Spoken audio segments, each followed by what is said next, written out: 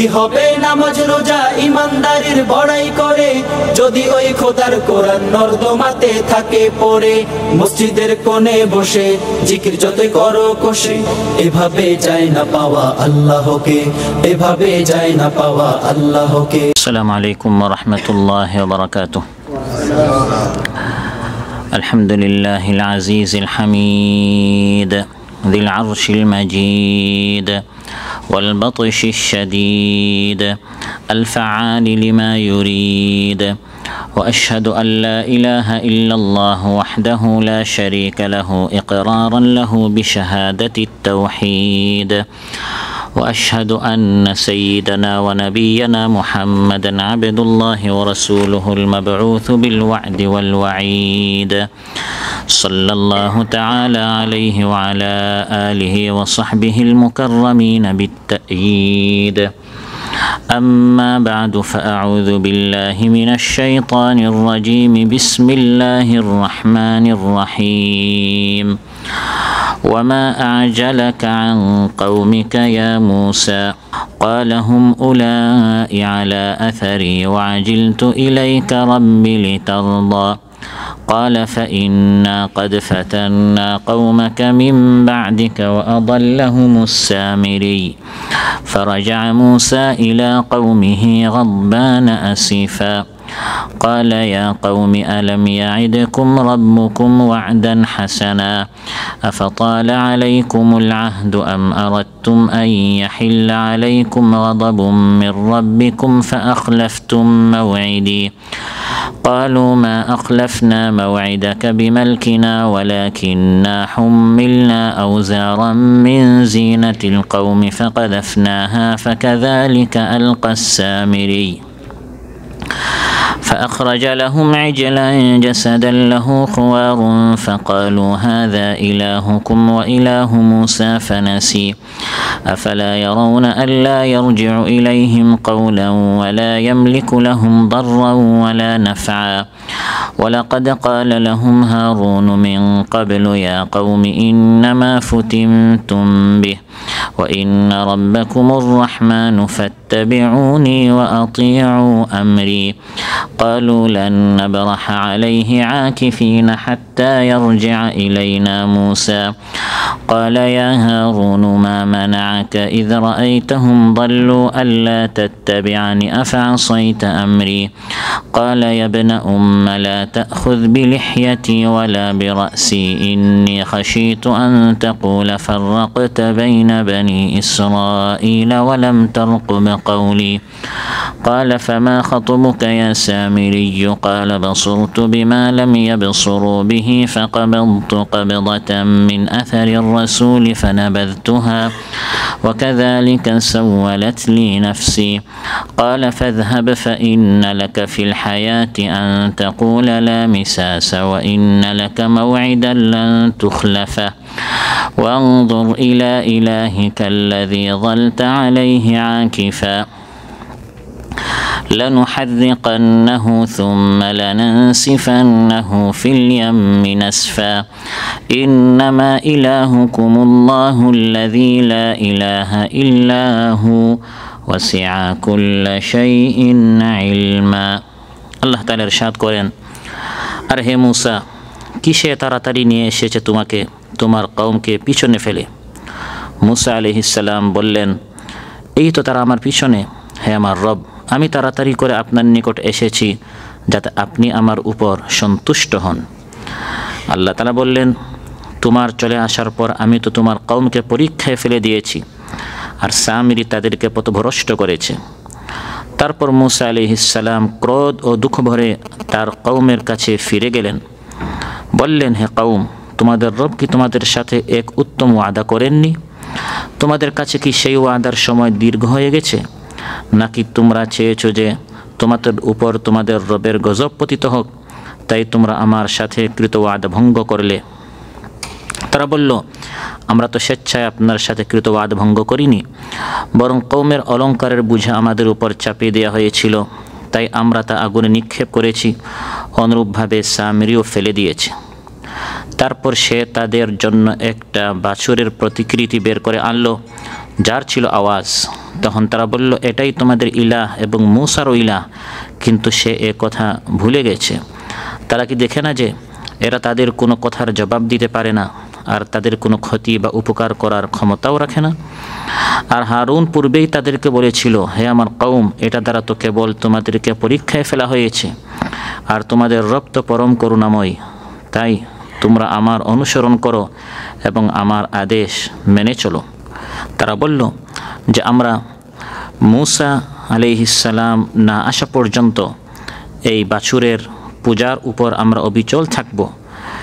আমরা এর উপর অবিচল থাকব যতক্ষণ না মূসা আমাদের কাছে ফিরে আসে। মূসা আলাইহিস সালাম বললেন, হে হারুন, তুমি যখন দেখলে যে তারা পথভ্রষ্ট হয়ে গেছে, তখন তোমাকে কিসে বিরত রাখলো যে তুমি আমার অনুসরণ করলে না? তাহলে তুমিও কি আমার আদেশ অমান্য করেছ? হারুন আলাইহিস সালাম বললেন, হে আমার মায়ের পুত্র, আমার দাড়ি ধরে টেনো না, আর আমার মাথার চুল ধরেও টেনো না। আমি ভয় করেছিলাম তুমি বলবে যে বনু ইসরাইলের মাঝে তুমি বিভেদ সৃষ্টি করেছ আর তুমি আমার কথা পালন করনি। মূসা আলাইহিস সালাম বললেন, ও হে সামেরি, তোমার ব্যাপার কি? সে বলল, আমি দেখেছি যা ওরা দেখেনি। তারপর আমি প্রেরিত ব্যক্তির পদচিহ্ন দেখে এক মুঠ মাটি নিলাম, তারপর আমি তা নিক্ষেপ করলাম বাছুরের প্রতিকৃতিতে। আমার মন আমাকে এ কুমন্ত্রণা দিল। মূসা আলাইহিস সালাম বললেন, যাও, তোমার শাস্তি হলো, যতদিন তুমি বেঁচে থাকবে তুমি বলতে থাকবে আমি অস্পর্শ, আর তোমার জন্য একটা নির্দিষ্ট সময় রইল যার কখনো ব্যতিক্রম হবে না। আর তুমি তোমার ইলাহের প্রতি চেয়ে দেখো, যার পূজায় তুমি রত ছিলে, আমরা তা অবশ্যই জ্বালিয়ে দিব, তারপর বিক্ষিপ্ত করে তা সাগরে নিক্ষেপ করবই।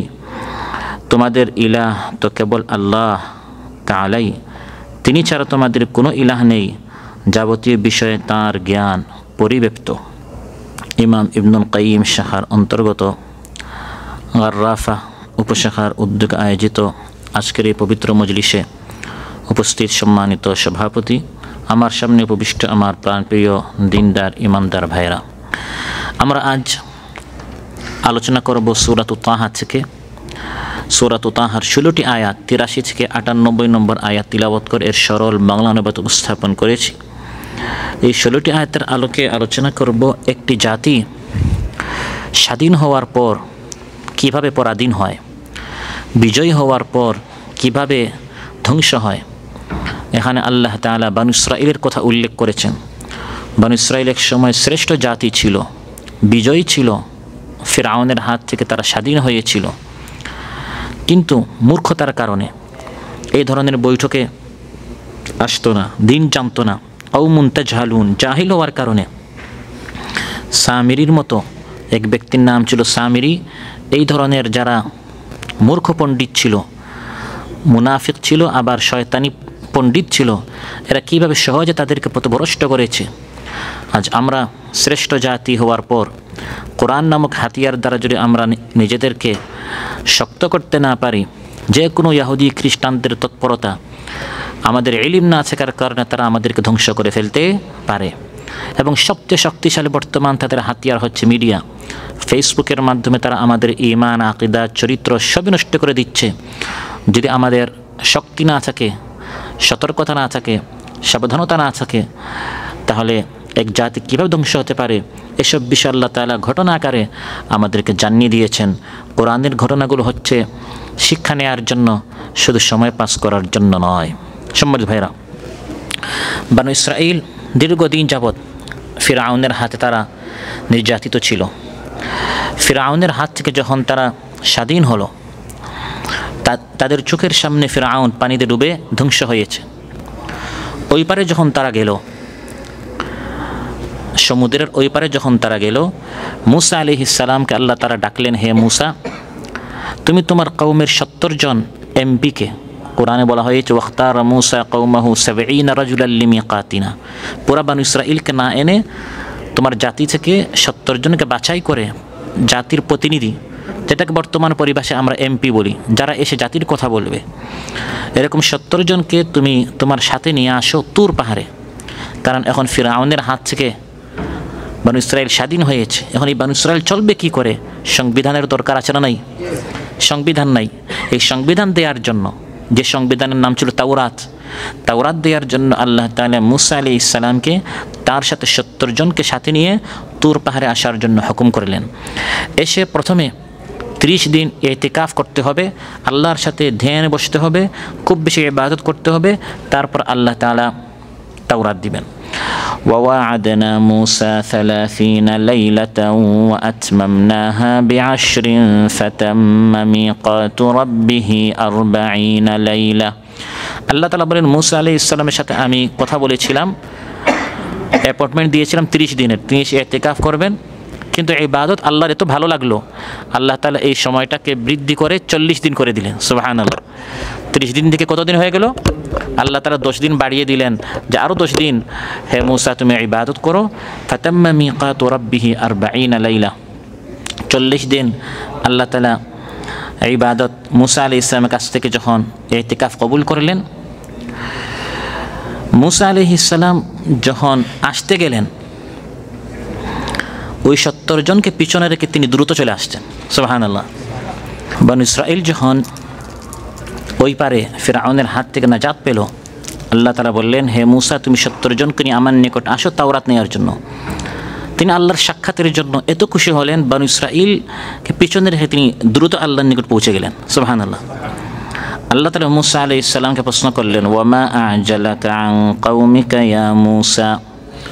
হে মূসা তোমার সাথে না তোমার জাতীয় প্রতিনিধিদেরকে সাথে আনার কথা ছিল, ওমা আ'জালাকা আন কওমিক, তোমার কওম থেকে এত দ্রুত তুমি আমার নিকট চলে আসলে কেন?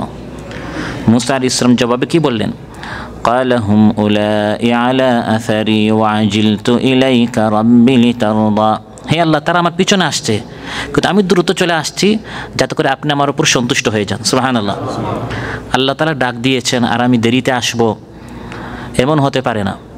বরং হে আল্লাহ আপনি আমাকে ডেকেছেন, এই জন্য আমি খুব তাড়াহুড়া করে দ্রুত আমি আপনার সামনে এসে হাজির হয়ে গেছি। ঘটনা আমরা উল্লেখ করবার প্রতিটা বাক্য থেকে অংশ থেকে আমরা কি শিখলাম, সেই শিক্ষণীয় বিষয়গুলো আমাদের বের করতে হবে। ভালো কাজে নেকির কাজে শৈথিল্যতা করব, পিছনে থাকবো, গড়িমসি করব না প্রতিযোগিতা করব? মূসা আলাইহিস সালাম এটা বলেননি 70 জন আপনারা যান, আমি দেখি আমার এখন একটু ঘুম বাকি আছে, একটু আমার ডিউটি বাকি আছে, একটু আমার খাবারটা বাকি আছে, ফ্যামিলিকে আর একটু সময় দিতে হবে, তারপর দেখি আগামীকাল সকাল হোক বা রমজানটা শেষ হোক। নাকি আমরা এগুলো করি কিনা? যে ভাই এখন ঠান্ডা বেশি, ঠান্ডা শেষ হোক, বাতাস একটু কমুক, গরমটা একটু যাক, ওই করতে করতে দেখা যায় আমরা ভালো কাজে দিনের কাজ আমরা পিছনে থেকে থাকি। অথচ মূসা আলাইহিস সালাম কি করলেন? ওয়াজিলতু ইলাইকা রাব্বি লিতারদা। তিনি তার কওম এখনো পিছনে, তিনি সবার আগে এসে আল্লাহর সামনে তুর পাহাড়ে হাজির। وسارعوا إلى مغفرة من ربكم وجنة عرضها السماوات والأرض أعدت للمتقين। আল্লাহ তাআলা বলেন আল্লাহর মাগফিরাতের দিকে আর জান্নাতের দিকে, যে জান্নাত এর প্রশস্ততা হচ্ছে আসমান জমিন এর বরাবর, এই জান্নাতের দিকে ওয়াসারিউ প্রতিযোগিতা করো। সুবহানাল্লাহ। দুনিয়ার দিকে, দুনিয়াটাকে আঁকড়ে ধরো না, আখিরাত থেকে বিমুখ হয় না, বরং আখিরাতমুখী হও, আখিরাতের দিকে প্রতিযোগিতা করো। আল্লাহর পক্ষ থেকে যখন হাইয়া আলাস সালাহ, হাইয়া আল ফালাহ করে আহ্বান করা হয়, তখন পিছনে পিছনে থেকো না, বরং ওয়াজিলতু ইলাইকা রাব্বি লিতারদা। হে আল্লাহ আমি সবার আগে চলে আসছি, আমি সবার আগে এসেছি, এটা দেখে যাতে করে আপনি আমার উপর সন্তুষ্ট হয়ে যান। লা তারকানান্না ইলা দুনিয়া ওয়া মা ফিহা ফাল মাউতু লা শাক্কা ইউফনিনা ওয়া ইউফনিহা ওয়া'মাল লিদারিন গাদান রিদওয়ানুন খাজিনুহা ওয়াল জারু আহমাদু ওয়ার রাহমানু নাশিহা। দুনিয়াকে আঁকড়ে ধরো না, কারণ যে দুনিয়ার প্রতি তুমি আকৃষ্ট হচ্ছ একদিন মৃত্যু এসে এই দুনিয়া থেকে তোমাকে আলাদা করে দিবে। এমন এক স্থানের জন্য আমল করো, এমন জান্নাতের জন্য যার দেখাশোনার দায়িত্ব হচ্ছে ফেরেশতা রিদওয়ান, আর যার প্রতিবেশী হবে রাসূলুল্লাহ সাল্লাল্লাহু আলাইহি ওয়াসাল্লাম, আর যার নির্মাতা হচ্ছেন স্বয়ং আল্লাহ তাআলা। সুবহানাল্লাহ। সেই জান্নাতের দিকে প্রতিযোগিতা করো। দুনিয়ায় আমি আরও 2টা প্লট বানাই, আরও 2টা জমিনের মালিক হই, আরও 2টা দোকানের মালিক হই, ওই দুনিয়ার জন্য প্রতিযোগিতা না করে ওয়াজিলতু ইলাইকা রাব্বি লিতারদা, আল্লাহর কাছে কত দ্রুত উত্তম স্থান জান্নাতে উঁচু মর্যাদা কীরকম লাভ করতে পারি সেই প্রতিযোগিতা আমাদের করতে হবে। নবীদের এই কাহিনীগুলো থেকে আমরা এই শিখলাম। ফাস্তাবিকুল খায়রাত, আল্লাহ তাআলা বলেন ভালো কাজে প্রতিযোগিতা করো, কে কার চেয়ে বেশি। আমার ভাই 10 সূরা মুখস্থ করে ফেলেছে, আমি কোনো পারবো না। আমার ভাই প্রতি মাসে আল্লাহর পথে খরচ করে 15 রিয়াল, 20 রিয়াল, 50 রিয়াল, আমি কোনো পারবো না। ভালো কাজে প্রতিযোগিতা করা। রাসূলুল্লাহ সাল্লাল্লাহু আলাইহি ওয়াসাল্লাম ইরশাদ করেন, তিরমিজিতে এসেছে, বাদিরু বিল আমালি সাবআ, 7টি জিনিস আগে বেশি বেশি করে নেক আমল করো, প্রতিযোগিতা করো। হাল তানতাযিরুনা ইল্লা ফাকরান মুনসিয়া, 7টি জিনিসের মধ্যে প্রথম হচ্ছে এমন অভাব অনটন আসার আগে যে অভাব অনটন তোমাকে সব ভুলিয়ে দিবে। ভালো কাজ করার সময় নাই, এত অভাব অনটন, কাজ করতে করতে করতে করতে সময় শেষে আমল করবেন কখন? ওই বিপদ আসার আগে বেশি করে নাকি আমল করেন। আও গিনান মুতগিয়া, বা খুব বেশি অঢেল সম্পদ আল্লাহকে ভুলিয়ে দেয়, মানুষকে অহংকারী বানিয়ে দেয়, ওই বেশি সম্পদের মালিক হওয়ার আগে ভালো কাজ বেশি করে করো। আও মারাদান মুফসিদা, বা এমন অসুস্থতা মস্তিষ্ক নষ্ট করে দেয়। আও হারামান মুফান্নিদা, এমন বার্ধক্য বিছানায় একবারে শুয়ে দিয়ে আপনার জীবনটা ধ্বংস করে দেয়। আও মাউতান মুজহিজা, এমন মৃত্যু একবারে আপনাকে নিঃশেষ করে দিবে। আও দাজ্জাল ফাশাররু গাইবিন ইউনতাযার, বা দাজ্জাল আসার আগে সে হচ্ছে সবচেয়ে নিকৃষ্ট অনুপস্থিত, সে আসলে এটা হচ্ছে মানুষের জন্য সবচেয়ে বড় ফিতনা, পরীক্ষা। আও ইসসাআহ, বা কিয়ামত আসার আগে। ওয়াসসাআতু আদহা ওয়া আমার, কারণ কিয়ামত হচ্ছে সবচেয়ে ভয়ঙ্কর প্রলয়ের দিন, বিপদের দিন। এই 7টি জিনিস আসার আগে এখনও আসে নাই, এখন আপনি যুবক আছেন, এখনও সুস্থ আছেন, এখনও কিয়ামত আসে নাই, এখনও দাজ্জাল আসে নাই, এখনও বিছানাবন্দি হন নাই, বেশি করে নাকি আমল করেন, প্রতিযোগিতা করেন। সুবহানাল্লাহ। বাদিরু বিল আমালি ফিতানান কাকিতাইল লাইলিল মুযলিম ইউসবিহু আর-রাজুলু মুমিনান ওয়া ইউমসি কাফিরা ওয়া ইউমসি মুমিনান ওয়া ইউসবিহু কাফিরা ইয়াবিউ দীনাহু বিআরাদিন মিনাদ দুনিয়া। সহিহ মুসলিমের বর্ণনা। এই সকল ফিতনা আসার আগে বেশি বেশি করে নেক আমল করো, যে ফিতনার কারণে সকালে মানুষ ইমানদার হয়, সন্ধ্যায় কাফির হয়ে যায়, সন্ধ্যায় ইমানদার হয়, সকালে কাফির হয়ে যায়। বর্তমানে এই সকল সোশ্যাল মিডিয়ার কারণে এক ফটো দেখে, এক ভিডিও দেখে, এক লেকচার দেখে অনেক সময় মানুষ তার ইমান নষ্ট হয়ে যায়।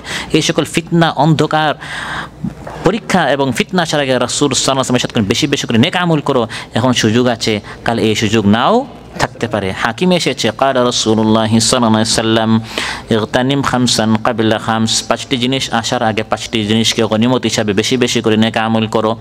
শাবাবাকা ক্বাবলা হারামিক, বৃদ্ধ হওয়ার আগে যৌবনকালকে নিয়ামত হিসাব গ্রহণ করো, বেশি করে যৌবনকালে নেক আমল করো। ও সিহাতাকা ক্বাবলা সাকামিক, অসুস্থ হওয়ার আগে সুস্থতাকে গনিমত হিসাব গ্রহণ করো। ওয়া গিনাকা ক্বাবলা ফাকরিক, অসচ্ছল হওয়ার আগে সচ্ছলতাকে নিয়ামত হিসাবে গ্রহণ করো। ওয়া ফারাগাকা ক্বাবলা শুগলিক, ব্যস্ত হওয়ার আগে অবসরতাকে নিয়ামত হিসাবে গ্রহণ করো। ওয়া হায়াতাকা ক্বাবলা মাউতিক, মাউতের আগে, মৃত্যুর আগে জীবনটাকে গনিমত হিসাবে গ্রহণ করো। আজ আপনার সুযোগ আছে, আরেকজনের নাই। সে বলেছিল আগামী রমজান থেকে শুরু করব, সে রমজান পায় নাই, সে কবরে চলে গেছে। অতএব আমি আগামী রমজান থেকে, আগামী বছরের 27 থেকে শুরু করব, ওই 27টা আমি নাও পেতে পারি। এখন থেকে শুরু করব, আজ থেকে শুরু করব, আজ নয়, এখন থেকে আমি ভালো কাজে সবার আগে থাকবো ইনশাআল্লাহ। ওয়া আজিলতু ইলাইকা রাব্বি লিতারদা, হে আল্লাহ, হুম উলাই আলা আসারি, তারা পিছনে পিছনে আসছে, কিন্তু আমি তাদের সাথে আসারি, তাদের পিছনে থাকতে পারি না, আমি সবার আগে চলে আসছি যাতে করে আপনি আমার উপর খুশি হয়ে যান। কিন্তু দেখা গেল তিনি একাই এসেছেন, এই জাতি আসে নাই। এটি হচ্ছে বনু ইসরাঈলের ইতিহাস। তারা বলেছিল আমরা আসছি, কিন্তু তারা আসে নাই। এই সকল ভালো কাজে পিছনে থাকতে থাকতে থাকতে থাকতে এক সময় আল্লাহ নারাজ হয়ে যান। বনু ইসরাঈল ছিল ওয়া আন্নী ফাদ্দালতুকুম আলাল আলামিন, আমাদের আগে তারা শ্রেষ্ঠ জাতি ছিল। আমাদের দেশকে বলা হয় ওলি আউলিয়াদের দেশ, তাদেরকে বলা হতো নবী আম্বিয়াদের বংশধর। সেই ইহুদিরা নবীকে পাঠিয়েছে তুর পাহাড়ে, আর তারা আসছে আসছে বলে আসেই নাই। ফলে কি হলো? গায়রিল মাগদুবি আলাইহিম, মাগদুবি আলাইহিম হয়ে গেল। নবী আম্বিয়াদের বংশধর কি হয়ে গেল? মাগদুবি আলাইহিম। ভালো কাজে পিছনে থাকা, না করা, অলসতা করা, করব যৌবনটা যাক, শেষ বয়সে দেশে গিয়ে ওই সকল কথা তারা বলেছিল। আল্লাহর সাথে ওয়াদা করেছিল করব, কিন্তু পরে করে নাই, আল্লাহ তাআলা নারাজ হয়ে গেলেন। প্রিয় ভাইরা, বনু ইসরাঈল অনেক অপকর্ম করেছে, অপরাধ করেছে। কী কী অপরাধ করেছে তালিকা আল্লাহ তাআলা কোরআনের মধ্যে দিয়েছেন। তারা শ্রেষ্ঠ ছিল এই কারণে নিকৃষ্ট হয়েছে। এখন আমাদেরকে আল্লাহ শ্রেষ্ঠ বানিয়েছেন, এই একই অপরাধ করে যেন আমরা আবার নিকৃষ্ট হয়ে না যাই। কিন্তু আফসোসের বিষয় যে কোরআন আল্লাহ এই তালিকা দিলেন তাদের অপরাধের তালিকা, কোরআনটা পড়লাম না। তাদের অপরাধের তালিকা পড়লে দেখা যায় প্রতিটা অপরাধ আজ মুসলমানরা করে যাচ্ছে, বিশেষ করে বাংলাদেশের মুসলমানরা করে যাচ্ছে। প্রথম অপরাধ বনু ইসরাঈল সম্পর্কে কোরআন বলছে, ফাবিমা নাকদিহিম মিসাকাহুম লাআন্নাহুম ওয়া জাআলনা কুলুবাহুম কাসিয়া।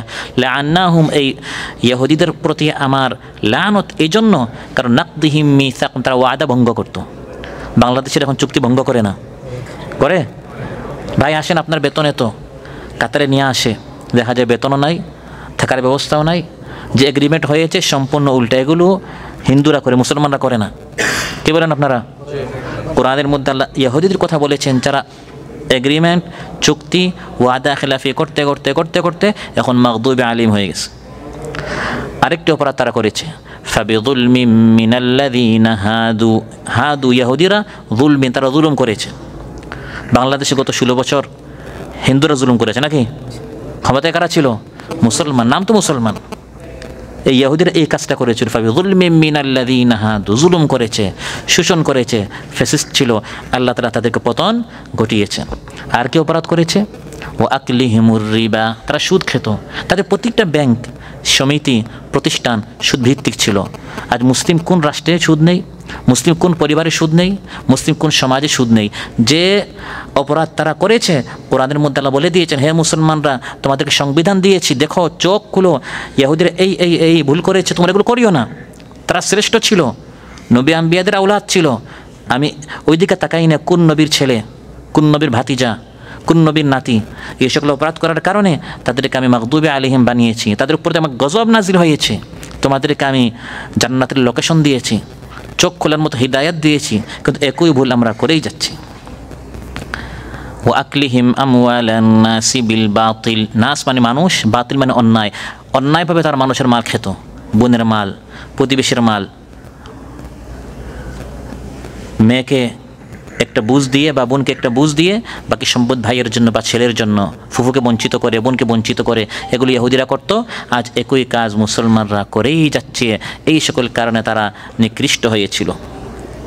প্রিয় ভাইরা, মুসা আলাইহিস সালাম যখন আল্লাহর নিকট দ্রুত গিয়ে হাজির হলেন, তিনি তুর পাহাড়ে যাওয়ার সময় বনু ইসরাঈল তারা ফিরআউনের জুলুম থেকে বেছে ওই পারে গেল।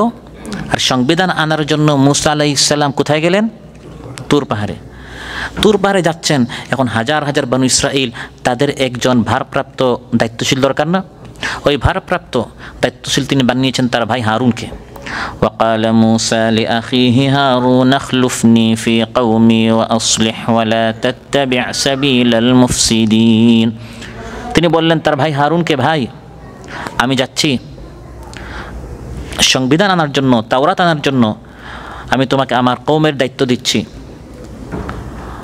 সুন্দরভাবে তুমি তাদেরকে পরিচালনা করো, সংশোধন করো, সংস্কার করো, আর কোনো ফাসাদ সৃষ্টিকারীর তুমি আনুগত্য করিও না। এইদিকে তাদের মধ্যে এক বুদ্ধিজীবী ছিল, জ্ঞানী ছিল, মুনাফিক ছিল, জাদুকর ছিল। তার নাম হচ্ছে সামিরি। তার নাম কি? সামিরি। সামিরি শয়তানি যত বুদ্ধি, যেমন আবু জাহেল শয়তানি সব বুদ্ধি ছিল, এই জন্য তার নাম তো আবুল হাকাম ছিল, জ্ঞানের বাবা। কিন্তু শয়তানি বুদ্ধি হওয়ার কারণে নাম কি হয়ে গেল? এই ধরনের আবু জাহেল আপনার সেই যুগে ছিল সামিরি, বর্তমানে আমাদের সমাজে আছে। আবু জাহেল, আবু লাহাব, উতবা, শাইবা, কারুন, ফিরাউন, এগুলো শুধু নাম, এগুলো চরিত্র। আপনি যখন দিনের কাজ করবেন এগুলো আপনার সামনে চলে আসবে। তো সামিরি কী করলো? বনু ইসরাঈল যখন তারা মিশর থেকে বের হয়, মিশরীদের অনেক আমানত তাদের কাছে ছিল, অনেক স্বর্ণ অলঙ্কার তাদের নিকট ছিল আমানত হিসাবে।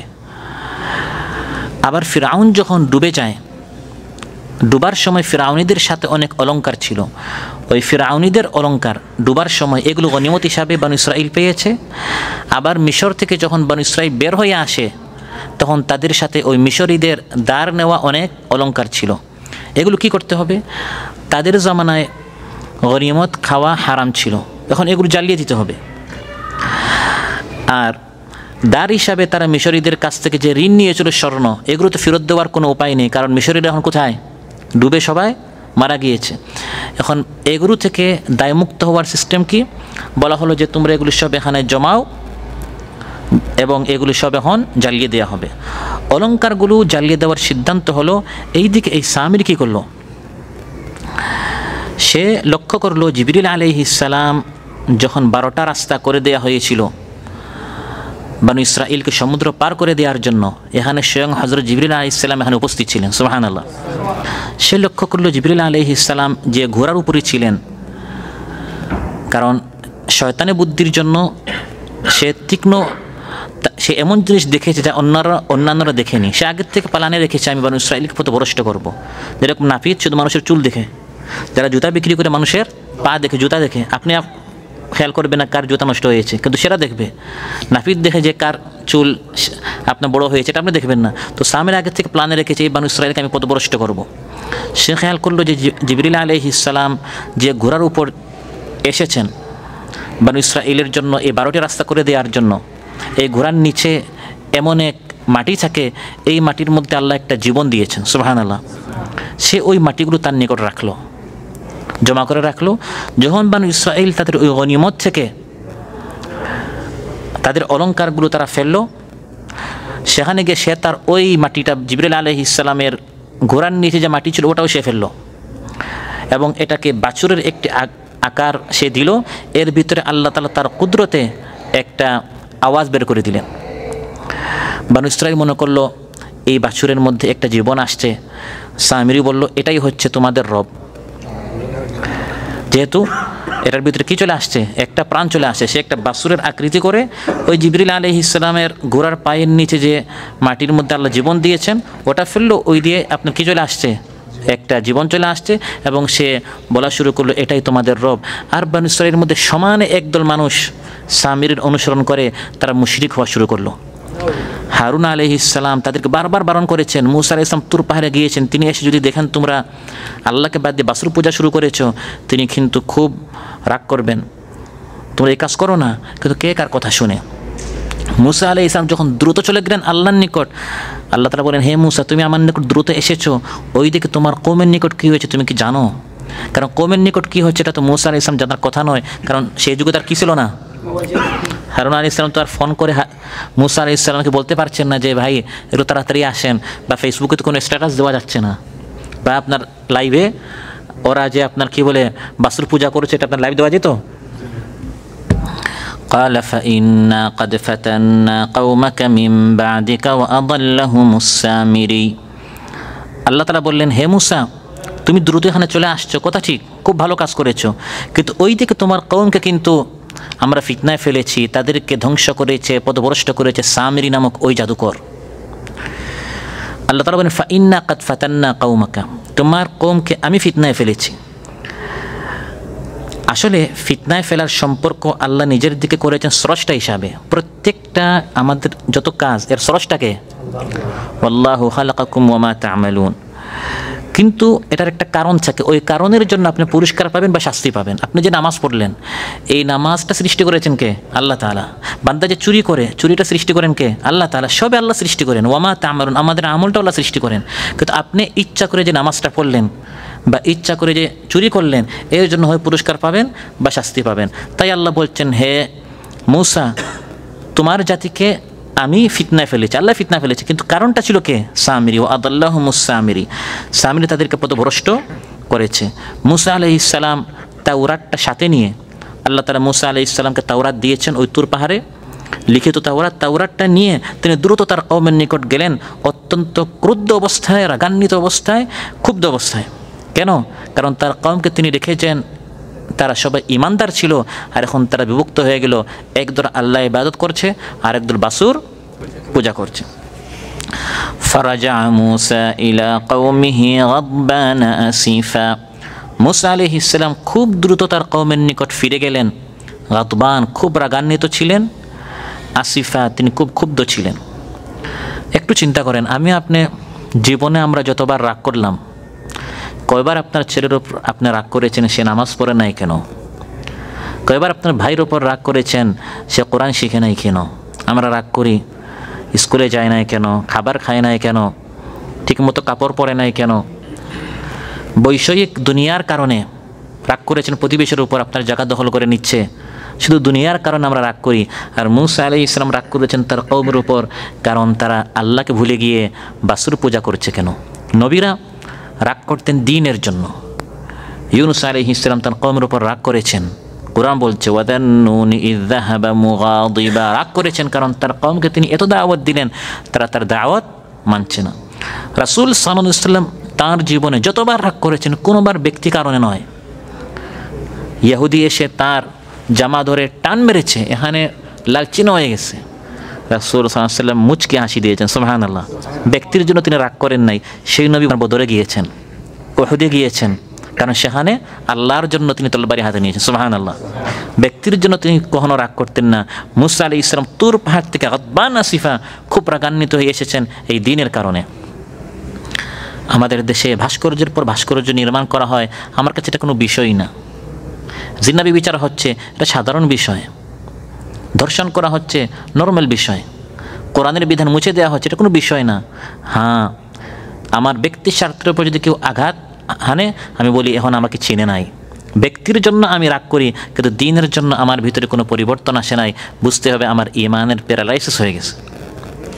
আর নবীরা রাগ করতেন কিসের জন্য? দ্বীনের জন্য। ওয়ামান তাকামা রাসূলুল্লাহি সাল্লাল্লাহু আলাইহি ওয়াসাল্লাম লিনাফসিহি কাত ইল্লা আন তুনতাহাকা হুরুমাতুল্লাহ ফায়ান্তাকিমু লিল্লাহি আযজা ওয়া জাল্লা। রাসূল সাল্লাল্লাহু আলাইহি ওয়াসাল্লাম আয়েশা রাদিয়াল্লাহু আনহা বলেন যে তিনি কখনো নিজের জন্য প্রতিশোধ নিতেন না, বদলা নিতেন না। হ্যাঁ, যদি কেউ দ্বীনের উপর আঘাত হানত তখন কেউ তাকে চিনত না, তার চেহারা চেঞ্জ হয়ে যেত। তিনি তখন কাউকে চিনতেন না, যতক্ষণ পর্যন্ত আল্লাহর এই দ্বীনটা বদলা তিনি না নিতেন ততক্ষণ পর্যন্ত তিনি ক্ষান্ত হতেন না, ঠান্ডা হতেন না, সুবহানাল্লাহ। আপনজনকে তিনি চিনতেন না দ্বীনের বিষয়ে। বুখারী মুসলিম এসেছে, আয়েশা রাদিয়াল্লাহু আনহা বলেন রাসূল সাল্লাল্লাহু আলাইহি ওয়াসাল্লাম একটা সফরে গিয়েছিলেন, কয়েকদিন তিনি ঘরে ছিলেন না। আয়েশা রাদিয়াল্লাহু আনহাকে কেউ একজন একটি কাপড় হাদিয়া দিল। এই কাপড়ের মধ্যে কয়েকটা প্রাণীর ছবি ছিল। খেয়াল করেন, আয়েশা রাদিয়াল্লাহু আনহাকে কেউ একটা কাপড় দিল, ওই কাপড়ের মধ্যে প্রাণীর কিছু কি ছিল? ছবি ছিল। আয়েশা রাদিয়াল্লাহু আনহা কী করলেন, কাপড়ের এই যেখানে প্রাণীর ছবি আছে এটা তিনি তার রুমে কক্ষে পর্দা আকারে তিনি এটা টাঙ্গায় রাখলেন। রাসূল সাল্লাল্লাহু আলাইহি ওয়াসাল্লাম যখন সফর থেকে ফিরে আসলেন, কাদিমা রাসূলুল্লাহ সাল্লাল্লাহু আলাইহি ওয়াসাল্লাম মিন সাফারিন ওয়া কাদ সাতারতু সাহওয়াতান লি বিকিরামিন ফিহি তামাথিল। বুখারী মুসলিমের বর্ণনা, রাসূল সাল্লাল্লাহু আলাইহি ওয়াসাল্লাম সফর থেকে ফিরে আসলেন, আমার রুমের জানালায় পাতলা কাপড়ের পর্দা আমি টাঙ্গিয়েছিলাম, তাতে ছিল প্রাণীর অনেকগুলি চিত্র। রাসূল সাল্লাল্লাহু আলাইহি ওয়াসাল্লাম দেখা মাত্রই খুব রাগান্বিত হলেন, খুব গুসা করলেন। তালাওয়ানা ওয়াজহুহু সাল্লাল্লাহু আলাইহি ওয়াসাল্লাম, চেহারার রং চেঞ্জ হয়ে গেল, লাল হয়ে গেল। কার প্রতি? স্ত্রীর প্রতি, আয়েশা রাদিয়াল্লাহু আনহার প্রতি। ইয়া আয়েশা, আশাদ্দুন নাসি আযাবান ইনদাল্লাহি ইয়াওমাল কিয়ামাহ আল্লাযীনা ইউদাহুনা বিখালকিল্লাহ, যারা আল্লাহর সৃষ্টির মতো সৃষ্টি তৈরি করে। এখানে প্রাণীর ছবি, এই ছবিটা জায়েজ নয়। হে আয়েশা, নবীর ঘরে কিভাবে এই ছবিগুলো আসলো? দ্বীনের জন্য তার চেহারা মুবারক লাল হয়ে গেল, চেঞ্জ হয়ে গেল। কারাত ফাকাতানাহু, আয়েশা রাদিয়াল্লাহু আনহা বলেন সঙ্গে সঙ্গে এটা আমরা ছিঁড়ে ফেলে দিলাম। সুবহানাল্লাহ। আপনার ঘরে গান বাজনা, আপনার ঘরে ফিল্ম দেখা হয়, ভিডিও হচ্ছে, ইসলাম বিরোধী কত কাজ হচ্ছে আমাদের ঘরে, এটা কোনো বিষয়ই না। হ্যাঁ, আমাকে যদি কেউ গালি দেয়, আমার মাল, আমার ধন সম্পদ, আমার ইজ্জত, আমার রক্ত, এই সকল বিষয় আমরা সিরিয়াসলি হয়ে যায়। কিন্তু দ্বীনের বিষয়ে এটা হচ্ছে ঈমানের পরীক্ষা। মূসা আলাইহিস সালামের এই ঘটনা থেকে আমরা শিখলাম। ফারাজা মূসা ইলা কওমিহি গাদবানা আসিফা, মূসা আলাইহিস সালাম তুর পাহাড় থেকে খুব দ্রুত এসেছেন তার কওমের নিকট এবং খুব খুশি ছিলেন, রাগান্বিত ছিলেন, কারণ তাদেরকে তিনি ঈমানের উপর ছেড়ে গেলেন। তারা এখন কুফরি করা শুরু করলো, বাছুর পূজা করা শুরু করলো।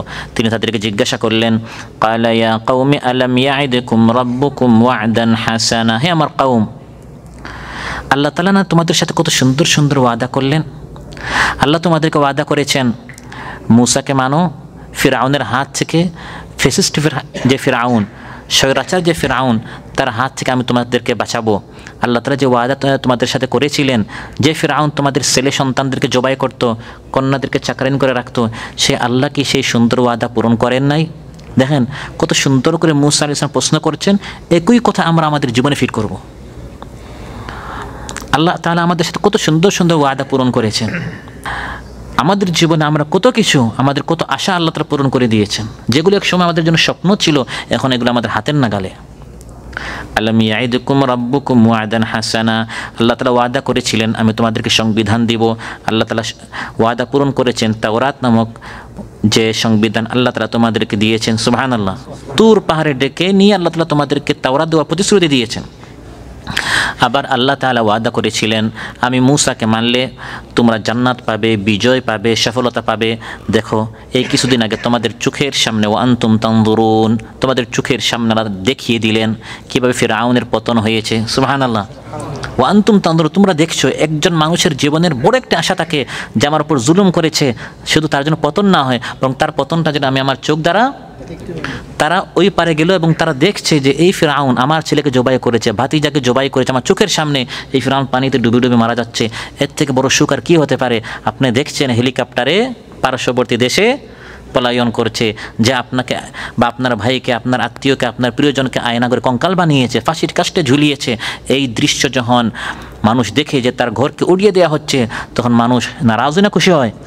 আলাম ইয়াইদকুম রাব্বুকুম ওয়াদান হাসানা, হে বানু ইসরাঈল কীভাবে তোমরা এই মূর্তি পূজা করা শুরু করলে? এই বাছুর থেকেই তো মূর্তি, এবং তাফসিরে এসেছে তারা পূজা করেছে বাছুরের। এখান থেকে সময় কাল যেতে যেতে একসময় মানুষ এই বাছুরের মায়ের পূজা করা শুরু করলো, যা আজ পৃথিবীর আমাদের পার্শ্ববর্তী দেশ সহ অনেক দেশে গাবি পূজা শুরু হয়েছে। এর মূল ছিল বানু ইসরাঈলের বাছুর পূজা।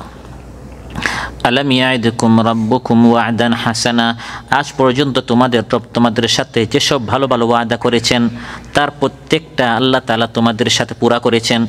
তোমাদের নিরাপদে মিশর থেকে আল্লাহ তাআলা বের করেছেন, দাসত্ব মুক্ত করেছেন, তোমাদের শত্রুকে আল্লাহ তাআলা তছনছ করে দিয়েছেন। তোমাদের জন্য তাই মরু অঞ্চলে, পার্বত্য অঞ্চল আল্লাহ ছায়ার ব্যবস্থা করেছেন, খাদ্যের ব্যবস্থা করেছেন। এই সমস্ত ভালো ওয়াদাকে আল্লাহ তোমাদের সাথে করেন নাই? তারা যখন ওই পারে গেল, এখন তারা আপনার খাবে কি? আল্লাহ তাআলা জান্নাত থেকে মান এবং সালওয়া, মান নামক মিষ্টি, সালওয়া নামক পাখির গোশত ফ্রিতে জান্নাত থেকে আল্লাহ ব্যবস্থা করে দিলেন, সুবহানাল্লাহ। আর সেখানে তো ঘর বাড়ি নেই, সমুদ্র পার হয়েছে, মরুভূমি, থাকবে কোথায়? ওয়াযাল্লালনা আলাইহিমুল গামাম, আল্লাহ তাআলা স্থায়ীভাবে ছায়ার ব্যবস্থা করে দিলেন। তো হে বানু ইসরাঈল, আল্লাহ তাআলা এত ব্যবস্থা করলেন, এখন সে রবকে তুমি ভুলে গেলে? কাতারে আসলে কাজ নেই, আল্লাহ কাজের ব্যবস্থা করে দিলেন। লাইসেন্স নেই, ব্যবস্থা হয়ে গেল। ব্যবসা নেই, ব্যবসার ব্যবস্থা হয়ে গেল।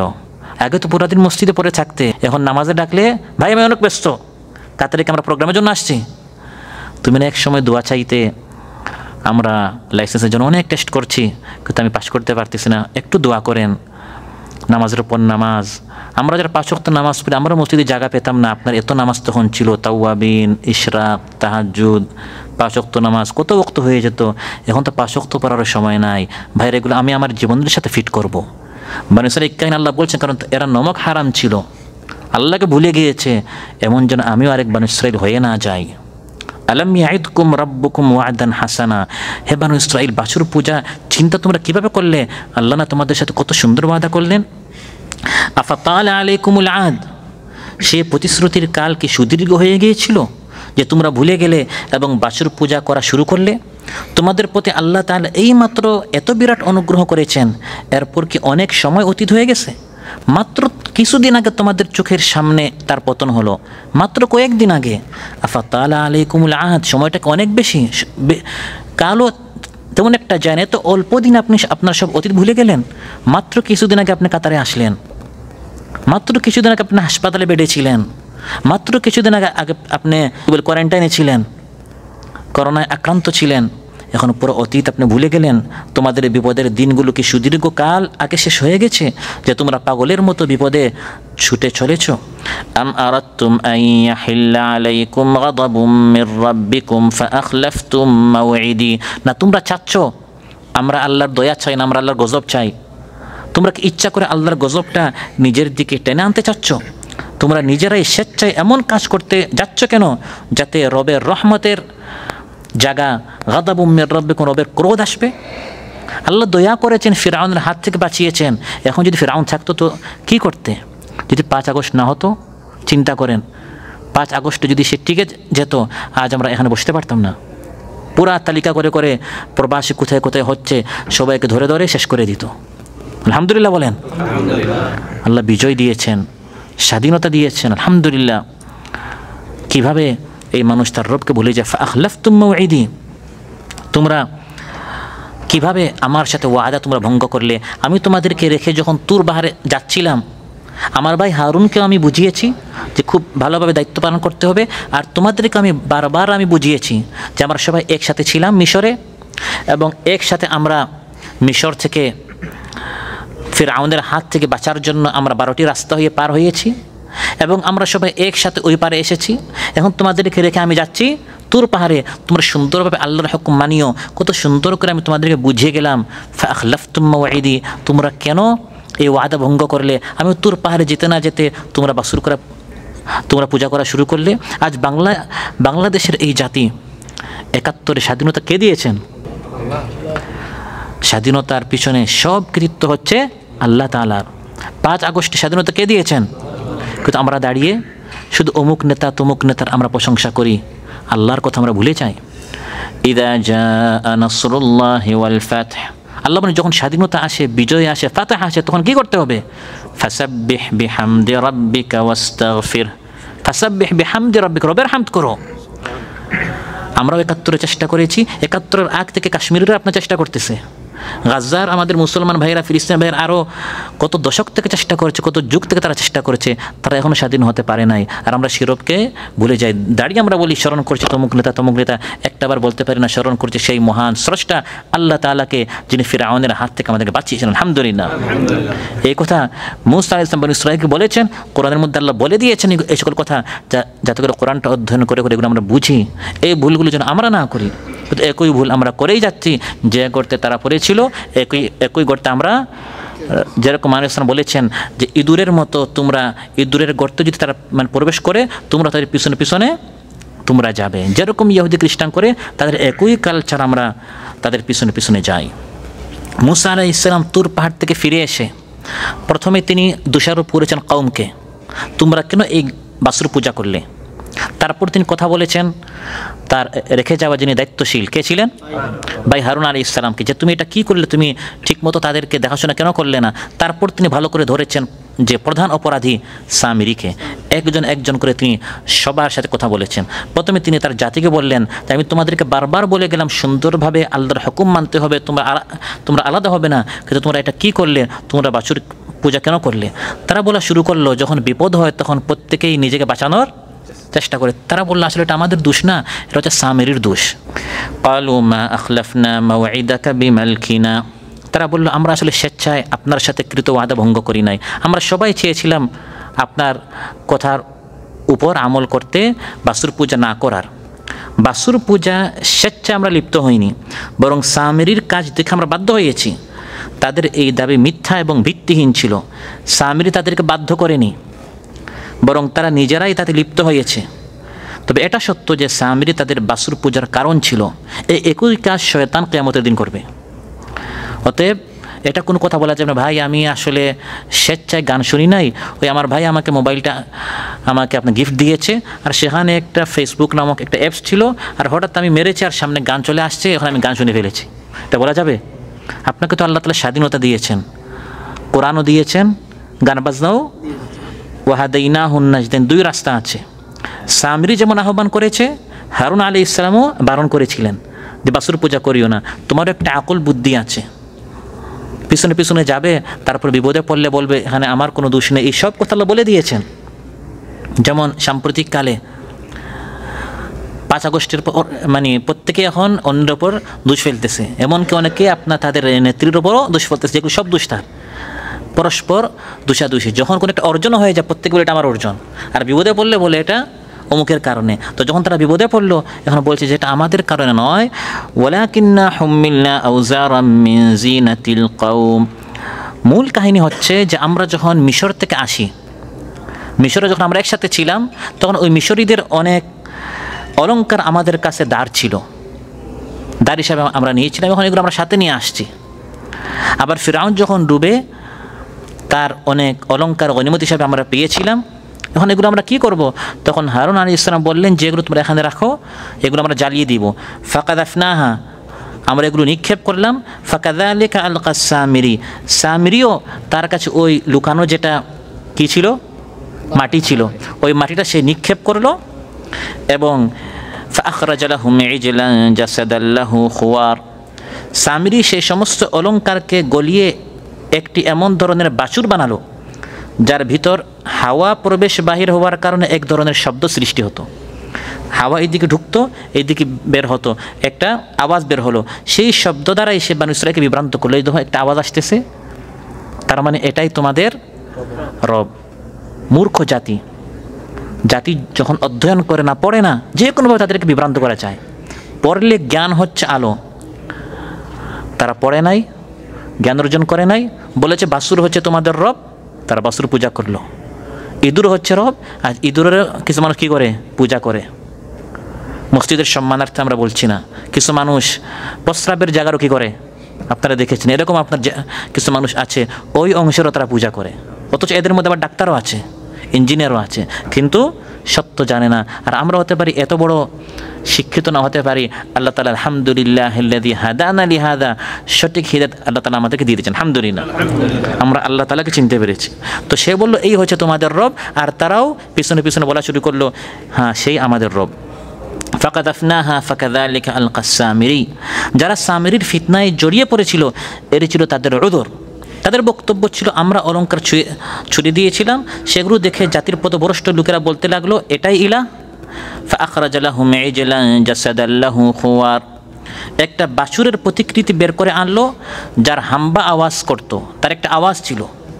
ইবনে আব্বাস রাদিয়াল্লাহু আনহুমা বলেন এর শব্দ তো আর কিছুই নয়, বাতাস এর পিছন দিক দিয়ে ঢুকতো, সামন দিক দিয়া বের হতো, তাতেই আওয়াজ বের হতো। আর মূর্খরা এটা অজুর হিসাবে পেশ করলো যে এই আওয়াজ শুনে আমরা ভাবলাম যে এই বাছুরের আওয়াজ আছে, তার মানে সেই হচ্ছে আমাদের রব। ফাকালু হাযা ইলাহুকুম ওয়া ইলাহু মূসা, তারা বলাবলি শুরু করলো এই হচ্ছে তোমাদের ইলাহ আর তোমাদের মূসার ইলাহ। ফানাসি, মূসা আসলে ভুলে গিয়েছে যে এই হচ্ছে তোমাদের ইলাহ, এজন্য সে তার রবকে খুঁজতে বের হয়েছে তুর পাহাড়ে। নাউযুবিল্লাহ, কতটুকু দূর তারা পদভ্রষ্ট হয়ে গেল। তারা বলা শুরু করলো যে এই বাছুর হচ্ছে প্রকৃত রব, বাছুর এই রবের কথা মূসা আলাইহিস সালাম ভুলে গিয়ে তিনি কোথায় গিয়েছেন, তুর পাহাড়ে। বা মূসা আলাইহিস সালাম জানতেন যে এই বাছুর হচ্ছে তোমাদের রব, কিন্তু নাসিয়া, তিনি তোমাদেরকে বলতে ভুলে গেছেন। তিনি তুর পাহাড় থেকে আসলে তিনিও বলবেন এই বাছুর হচ্ছে রব। বা নাসিয়া মানে সামির ভুলে গিয়েছে তার অতীতের কথা, এখন কিভাবে সে অতীতে নির্যাতিত ছিল বনী ইসরাঈলের সাথে, আর এখন আল্লাহর সাথে শিরিক করছে। এভাবে তারা যখন বিভ্রান্ত হলো তখন তারা এই গুনাহের মধ্যে, শিরকের মধ্যে তারা নিমজ্জিত হলো। এখানে সূক্ষ্ম একটা বিষয় দেখেন, এই যে বাছুরটা তারা বানালো এটা শুরু হলো কিভাবে? বনী ইসরাঈল আসার সময় তাদের কাছে যে অলংকার ছিল বা ফিরআউনের হাতে যে আপনার গনিমত ছিল, ওই গনিমতটা আপনার খাওয়া জায়েজ নয়। ওই গনিমত থেকে বাঁচার জন্য তারা সেটা ফেললো, তো গনিমত খাওয়া হারাম। ওই হারাম থেকে বাঁচতে গিয়ে তারা শিরকে লিপ্ত হয়ে গেল। তারা এই অলংকারগুলো যেগুলো গনিমত হিসাবে ফিরআউন ডুবার সময় তারা পেল, গনিমত খাওয়া তাদের জন্য হারাম, ওই হারাম আমরা খাবো না, এর জন্য এগুলো তারা নিক্ষেপ করলো। তো হারাম থেকে বাঁচতে গিয়ে নিক্ষেপ করে এটা যখন বাছুর হয়ে গেল, এখন তারা শিরকে কে হয়ে গেল। এরকম অনেক সময় আমরা সুন্নতের কাজ করতে গিয়ে আমরা হারামে লিপ্ত হয়ে যাই, হারাম থেকে বাঁচতে গিয়ে আমরা শিরকে চলে যাই। হাজারে আসওয়াদে চুম্বন দেওয়া কি সুন্নত, ওই সুন্নত কাজ করতে গিয়ে অনেকে কী করে, মানুষকে কষ্ট দেয়। আপনাদের একটু তো চেষ্টা করতে হবে, কিন্তু এবার ঠেলাঠেলি করে মারামারি করে এটা কি জায়েজ নয়। বুখারীতে এসেছে ইবনে ওমর রাদিয়াল্লাহু আনহুর নিকট কুফাবাসী যারা হুসাইন রাদিয়াল্লাহু শহীদ করেছে এসে জিজ্ঞাসা করলো আন্দামিল বাউদ, মশার রক্ত যদি আমার শরীরে আমার কাপড়ে লাগে আমার নামাজ কি হবে? তিনি প্রশ্ন করলেন তোমার বাড়ি কোথায়? সে বলল আমি ইরাক মানে কুফা থেকে এসেছি। তিনি বললেন উনদুরু ইলা আহলিল ইরাক, এই দেখো ইরাকবাসী কুফাবাসী কেমন। কাতালু ইবনা বিনতি রাসূলিল্লাহ ওয়া হুম ইয়াসআলুনা আন দামিল বাউদ, রাসূল সাল্লাল্লাহু আলাইহি সাল্লামের নাতিকে হত্যা করে সে শহীদ করে এখন জিজ্ঞাসা করে যে ওখানে রক্তপাত করেছে কার? হোসেন রানহু। তার রক্ত ঝরিয়ে এখানে মশার রক্তের কথা জিজ্ঞাসা করে। মানে বড় কথা বাদ দিয়ে ওই ছোটোখাটো বিষয় নিয়ে চিন্তা করছে। ওই যে আরেকটা কাহিনী, এক ব্যক্তি তার গোপটা মুছটা উঁচা করে কী পান করছে? মদ পান করছে, যে আপনার গোপটা যদি মদে লেগে যায় এটা কী হয়ে যাবে? মাকরু হয়ে যাবে। তো তারা হারাম থেকে বাঁচতে গিয়ে বাসুর পূজা করছে, সেটা নিয়ে তাদের কোনো খবর নেই। আসলে এক একটা ঘটনা থেকে আমাদের অনেক কিছু শিক্ষণীয় বিষয় আছে। ছোটোখাটো মানে উল্লেখ করলে কোরআন তো হচ্ছে আমাদের জন্য হেদায়াত, হেদায়াত হিসাবে যদি আমরা গ্রহণ করতে যাই অনেক কিছু হেদায়াতের রয়েছে। আল্লাহ তাআলা বলেন এই বানু ইসরাঈল এত বোকা, এত বেওকুফ, তারা কি দেখে না এই যে তারা নিজের হাত দ্বারা একটা বাসুর বানালো, আর ভিতরে একটু আওয়াজ আসছে, বাতাসের আওয়াজের কারণে তারা মনে করলো এটাই তাদের রব। অথচ তারা কি বুঝে না যে এই বাছুরটি তাদের সাথে কোনো কথা বলে না, তাদের কোনো কথা শুনে না, তাদের কোনো কথার জবাব দেয় না। আল্লাহ হচ্ছেন তিনি উজিবু দাওয়াতাদ দাঈ ইযা দাআন, বান্দা আল্লাহর নিকট চাইলে আল্লাহ কি করেন? দোয়া কবুল করেন। এই বাছুরের নিকট গিয়ে যদি তারা তাদের মনের বাসনা আশা ব্যক্ত করে, আমি অসুস্থ সুস্থ করে দাও, আমি রিজকের সংকটে আছি রিজক প্রশস্ত করে দাও, সে কি তাদের কথা শুনে? সে কি জবাব দিবে? আফালা ইয়ারাউনা আল্লা ইয়ারজু ইলাইহিম কাওলা, তারা কি দেখে না যে এই বাছুর তাদের কোনো কথার জবাব দিচ্ছে না? কীভাবে তারা বাছুর পূজা করা শুরু করলো? এই জিনিসটা মাথায় ঢুকানোর জন্য ইব্রাহিম আলাইহিস সালাম কী করলেন? সব মূর্তি ভেঙে দিয়ে কোন মূর্তিকে রেখেছেন? কাবির বড়টাকে রেখেছেন। যখন তারা ফিরে আসলো ইব্রাহিমের সঙ্গে জিজ্ঞাসা করলো এই মূর্তিগুলোকে কে ভেঙেছে? তিনি বললেন বড়টাই ভেঙেছে। যাও বড়টাকে তোমরা জিজ্ঞাসা করো। মূলত বড়টা ভাঙ্গে নাই, কিন্তু তারা তাদেরকে শিক্ষা দেওয়ার জন্য যে মূর্তি পূজা করা যায় না, তারা বললো আমরা বড়টাকে জিজ্ঞাসা করবো কী করে? মূর্তিকে আবার কথা বলে? ফাসআলুহুম ইন কানু ইয়ানতিকুন, তখন তিনি বললেন বড়টা যদি কথাই বলতে না পারে, সবচেয়ে বড় মূর্তি, তিনি সব মূর্তি ভেঙে বড়টাকে কী করেন নাই? ভাঙ্গেন নাই, এবং ওই মানে বড়টার উপরে তিনি কোরালটি তিনি রেখেছেন। তিনি তাদেরকে বললেন ওই বড়টাকে জিজ্ঞাসা করো, শেষ সবগুলোকে হতে পারে ভেঙেছে। তারা বলল বড়টাকে আমরা জিজ্ঞাসা করবো কী করে, সে আমাদের কথা শুনে? তখন তিনি তাদেরকে ভালো করে ধরলেন, বড়টা যদি তোমাদের কথা নাই শুনে তাহলে তোমরা পূজা করো কী করে? তোমরা গিয়ে বলো যে আমাদেরকে সন্তান দাও, রিজক প্রশস্ত করে দাও। সে তোমাদের এই ছোট্ট কথা শুনে না, তাহলে তোমাদের জীবনের সব আশা কী করে পূরণ করবে? এই কথাটা কোরআন থেকে বললাম, কিন্তু আজ অসংখ্য অগণিত মুসলমানরা মৃত শায়িত ব্যক্তির নিকট গিয়ে ওলি আউলিয়াদের মাজারে গিয়ে কী করে? আমাকে সন্তান দেন, রিজক প্রশস্ত করেন, বিপদ থেকে উদ্ধার করেন। কোরআনের মধ্যে আল্লাহ বলেন যে তিনি তো আপনার সম্পর্কে একবারে বেখবর, তিনি আরেক জগতে, যে তিনি আপনার কোনো কথাই শুনছেন না।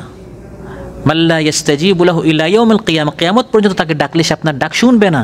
সে তো আপনার থেকে আরও অক্ষম, কারণ মৃত্যুর হাত থেকে নিজেকে বাঁচাতে পারে নাই। আপনার তো তাও একটু সক্ষম আছেন, আপনি এখনও নড়তে পারেন, চলতে পারেন, হাসতে পারেন, হাঁটতে পারেন, সে তো তাও পারে না। তার নিকট গিয়ে আপনি বলছেন, তাহলে আপনার মধ্যে আর ইব্রাহিম আলাইহিস সালামের কোনো পার্থক্যটা কি? আর এই বাছুর পূজারীদের মধ্যে পার্থক্যটা কোথায় রইল? কোরআনের মধ্যে আল্লাহ তাআলা এই ঘটনাগুলো উল্লেখ করেছেন, আর আমাদেরকে কোরআন অধ্যয়ন করতে বলেছেন এই বিষয়গুলো বোঝার জন্য। তারা কীভাবে বাছুর পূজা করে যে তাদের কোনো কথার জবাব দেয় না।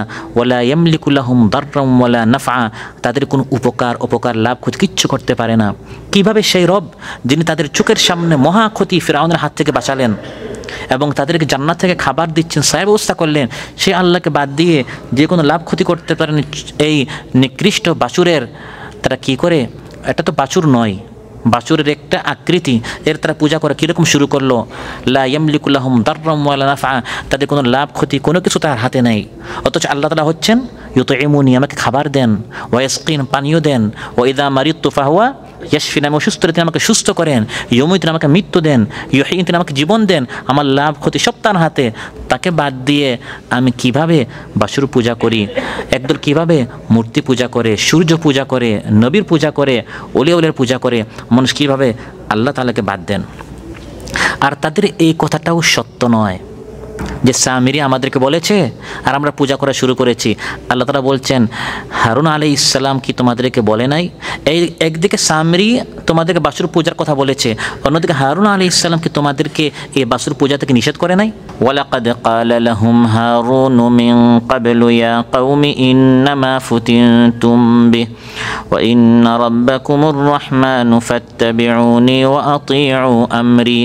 আল্লাহ তাআলা বলেন, সামিরি তাদেরকে বাসুর পূজার কথা বলেছে, এটা ঠিক, কিন্তু অন্যদিকে ওয়ালাকাদ ক্বালা লাহুম হারুন মিন ক্বাবলু, আগেই হারুন আলাইহিস সালাম বারবার তাদেরকে বলেছেন, ইয়া কওম, হে আমার কওম, ইন্নামা ফুতিনতুম, এটা কিন্তু অনেক বড় একটা ফিতনা, আমরা সবাই এক ছিলাম, এই বাসুরের মাধ্যমে কিন্তু আমাদেরকে বিভেদ করা হচ্ছে, জাতিকে আলাদা করা হচ্ছে। ওয়া ইন্না রাব্বাকুমুর রাহমান, রব কিন্তু এই বাসুর নয়, রব হচ্ছেন কে? আর রহমান, দয়াময় রব। ফাত্তাবিউনি, আমার কথা আনুগত্য করো, আমার কথা অনুসরণ করো, ওয়া আতিউ আমরি, আমার কথা তোমরা আনুগত্য করো। বারবার হারুন আলাইহিস সালাম কিন্তু সামিরির পাশাপাশি কী করেছেন? সে শয়তানের দিকে, জাহান্নামের দিকে, আর হারুন আলাইহিস সালাম আল্লাহর দিকে দাওয়াত দিয়েছেন। অন্যের উপর দোষ ফেলে আপনি কিয়ামতের দিন বাঁচতে পারবেন না, আল্লাহ ধরবেন। একদিকে অমুক তমুক আপনাকে আহ্বান করেছে ক্লাবের দিকে, গল্পগুজবের দিকে। হারুন আলাইহিস সালাম যুগে যুগে আল্লাহ তাআলা প্রত্যেক কওমের মধ্যে এই ধরনের হারুন আল্লাহ তাআলা সৃষ্টি করেছেন, সুবহানাল্লাহ। যেখানে সামিরি আছে সেখানে হারুন আছে, যেখানে নমরুদ আছে সেখানে ইব্রাহিম আলাইহিস সালাম আছেন। আর জাতিকে আল্লাহ তাআলা কোরআন দেন, আয়াত দেন, কিতাব দেন, যখন আপনি কোন দিকে যাবেন আপনাকে আল্লাহ তাআলা স্বাধীনতা দেন। যখন হারুন আলাইহিস সালাম তাদেরকে বারবার আল্লাহর দিকে আহ্বান করলেন, তখন তারা বলেছিল, ক্বালু লান নাবরাহা আলাইহি আকিফিনা হাত্তা ইয়ারজিআ ইলাইনা মূসা, হে হারুন, আমরা তোমার কথা মানব না, আমরা এই বাসুরের পূজা করেই যাব মূসা আলাইহিস সালাম ফিরে না আসা পর্যন্ত। নাউযুবিল্লাহ, এই কথা তার আগে বলেছিল। উশরিবু ফি কুলুবিহিমুল ইজলা বিকুফরিম, কুফরির কারণে তাদের শিরায় উপশিরায় এই বাসুর পূজার মহব্বতটি ঢুকে গিয়েছিল। যেরকম আমাদের সমাজে অনেকের নেতা নেত্রীদের মহব্বত, ভালোবাসা এত ঢুকে যায়, নেতা নেত্রী যদি বলে ঘর পোড়াতে পুড়িয়ে ফেলে, জায়গা দখল করতে দখল করে ফেলে, খুন করতে খুন করে ফেলে, দর্শন করতে দর্শন করে ফেলে। নেতা নেত্রী যা বলে অন্ধভাবে সেটা কী করে? অনুসরণ করে। আল্লাহ তাআলা বলেন, হারুন আলাইহিস সালাম তাদেরকে বলেছিলেন বাসুর পূজা করিও না, কিন্তু এরা এমনভাবে অন্ধভাবে সামিরির অনুসরণ করে বাসুর পূজা শুরু করেছে, তাদের শিরায় উপশিরায় ওই বাসুরের পূজার মহব্বত ঢুকে গিয়েছিল। এই গেল জাতির সাথে কথা। তারপর এখন তিনি তার ভাই হারুনকে বলছেন, হে হারুন, আমি যাওয়ার সময় তোমাকে না বললাম যে আমি যাচ্ছি তুর পাহাড়ে, কওমকে একটু ভালো করে তুমি দেখবে। এই কি অবস্থা, তুমি যখন দেখেছো তারা বাসুর পূজা করেছে, তখন তুমি কি করেছো? এই কথা কে কাকে বলছে? এখন মূসা আলাইহিস সালাম কথা বলছেন তার ভাই হারুনকে। ক্বালা ইয়া হারুন মা মানাআকা ইয রাআইতাহুম দাল্লু আল্লা তাত্তাবিআনি আফআসাইতা আমরি। কওমের সাথে এখন কথা শেষ, এখন কথা বলছেন তার ভাই হারুনকে, হে ভাই হারুন, আপনি যখন দেখলেন যে জাতি তারা বাসুর পূজা করছে, তখন কোন জিনিস আপনাকে বারণ করেছে আমার অনুসরণ করতে? আপনি কি আমার হুকুম অমান্য করেছেন? আপনি কেন তাদেরকে নিষেধ করেন নাই বাসুর পূজা করা যাবে না? আপনার সামনে দুটো অপশন ছিল, যারা বাসুর পূজা করছে তাদের বিরুদ্ধে আপনি লড়াই করতেন, আপনার সাথে যারা ইমানদার আছে আপনারা একমত হয়ে ওই বাসুর পূজারীদের বিরুদ্ধে কী করা দরকার ছিল? জিহাদ করা দরকার ছিল। আরেকটা অপশন ছিল যে আপনি দ্রুত তুর পাহাড়ে গিয়ে আমাকে খবর দিতেন, তাহলে আমি দ্রুত এখানে এসে যতটা ক্ষতি হয়েছে এতটা হতো না, এর আগেই এর একটা সমাধান হয়ে যেত। এই কথাটা কে কাকে বলছে? মূসা আলাইহিস সালাম হারুন আলাইহিস সালামকে বলছেন, আফা আসাইতা আমরি, আপনি কি আমার নির্দেশ অমান্য করেছেন? আমি না যাওয়ার সময় আপনাকে বললাম উখলুফনি ও আসলিহ ওয়ালা তাত্তাবি' সাবিলাল মুফসিদিন, সুন্দরভাবে আপনি ভালো করে দেখবেন, আপনি এই কাজটা কেন করলেন না? মূসা আলাইহিস সালাম নিজ জাতিকে শিরকের পাপে ভ্রষ্ট হতে দেখে অত্যন্ত ক্রোধান্বিত ছিলেন এবং তিনি বুঝেছিলেন যে হয়তোবা তার ভাই হারুন, যাকে তিনি প্রতিনিধি রূপে রেখে গিয়েছিলেন, তারও কিছু অবহেলা এবং শৈথিল্য আছে। এটা কে ভেবেছিলেন? মূসা আলাইহিস সালাম। যার কারণে অত্যন্ত ক্রোধের সাথে হারুন আলাইহিস সালামের দাড়ি এবং চুল ধরে তিনি টান মেরে জিজ্ঞাসা করলেন। মূসা আলাইহিস সালাম সৃষ্টিগতভাবে আমাদের হযরত ওমরের মতো ছিলেন, হকের বিষয়ে কী ছিলেন? শক্ত ছিলেন, এমনি তিনি রাগ করতেন না, কিন্তু হকের বিষয়ে সত্যের বিষয়ে তিনি খুব গরম ছিলেন। তিনি তার ভাই হারুনের দাড়ি এবং চুল ধরে টেনে তিনি বলা শুরু করলেন, ও আলকাল আলওয়াহ, তার হাতে যে তাওরাত ছিল তাওরাতটা ফেলে দিয়ে, ও আখাযা বিরাসি আখিহি ইয়াজুরুহু ইলাই, তার দিকে টান মেরে তিনি তাকে বলতে লাগলেন যে হে ভাই হারুন, তারা বাস্তুর পূজা করা কেন শুরু করলো এবং তুমি কি করলে?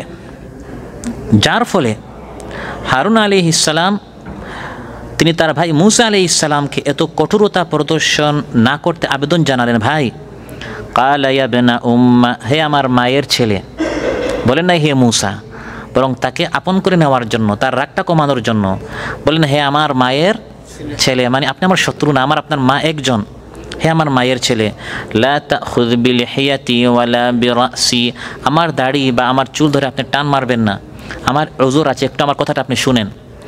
ইন্নী খাশিতু আন তাকুলা ফাররাকতা বাইনা বানি ইসরাঈলা ওয়া লাম তারকুব কাওলি, তিনি বললেন হে ভাই মূসা, আমার ভয় ছিল আপনি বলছেন দুইটা কাজ করতে, আমি তুর পাহাড়ে গিয়ে দূরত্ব আপনাকে কেন জানালাম না, বা তুর পাহাড়ে না গিয়ে আমি সঙ্গে সঙ্গে যারা বাস্তুর পূজা করেছে আমি তাদের বিরুদ্ধে কেন কি করি নাই, জিহাদ করি নাই। আমি এই দুইটা কাজ এর জন্য করি নাই কারণ তুর পাহাড়ে যদি আমি যাই তখন এই দিকে পরিস্থিতি আরও খারাপ হবে। যারা সামিরির পক্ষ তারা যখন দেখবে যে যারা আল্লাহর ইবাদত করছে তাদের আমিরই নাই, তখন তারা সহজে সবাইকে মুশরিক বানিয়ে ফেলবে, পরিস্থিতি আরও খারাপ হবে। তখন তুমি এসে আমাকে আরও কঠোরভাবে ধরবে যে তুমি এরকম কোনো রাখাল না রেখে, দায়িত্বশীল না রেখে তুমি এভাবে কীভাবে চলে গেলে।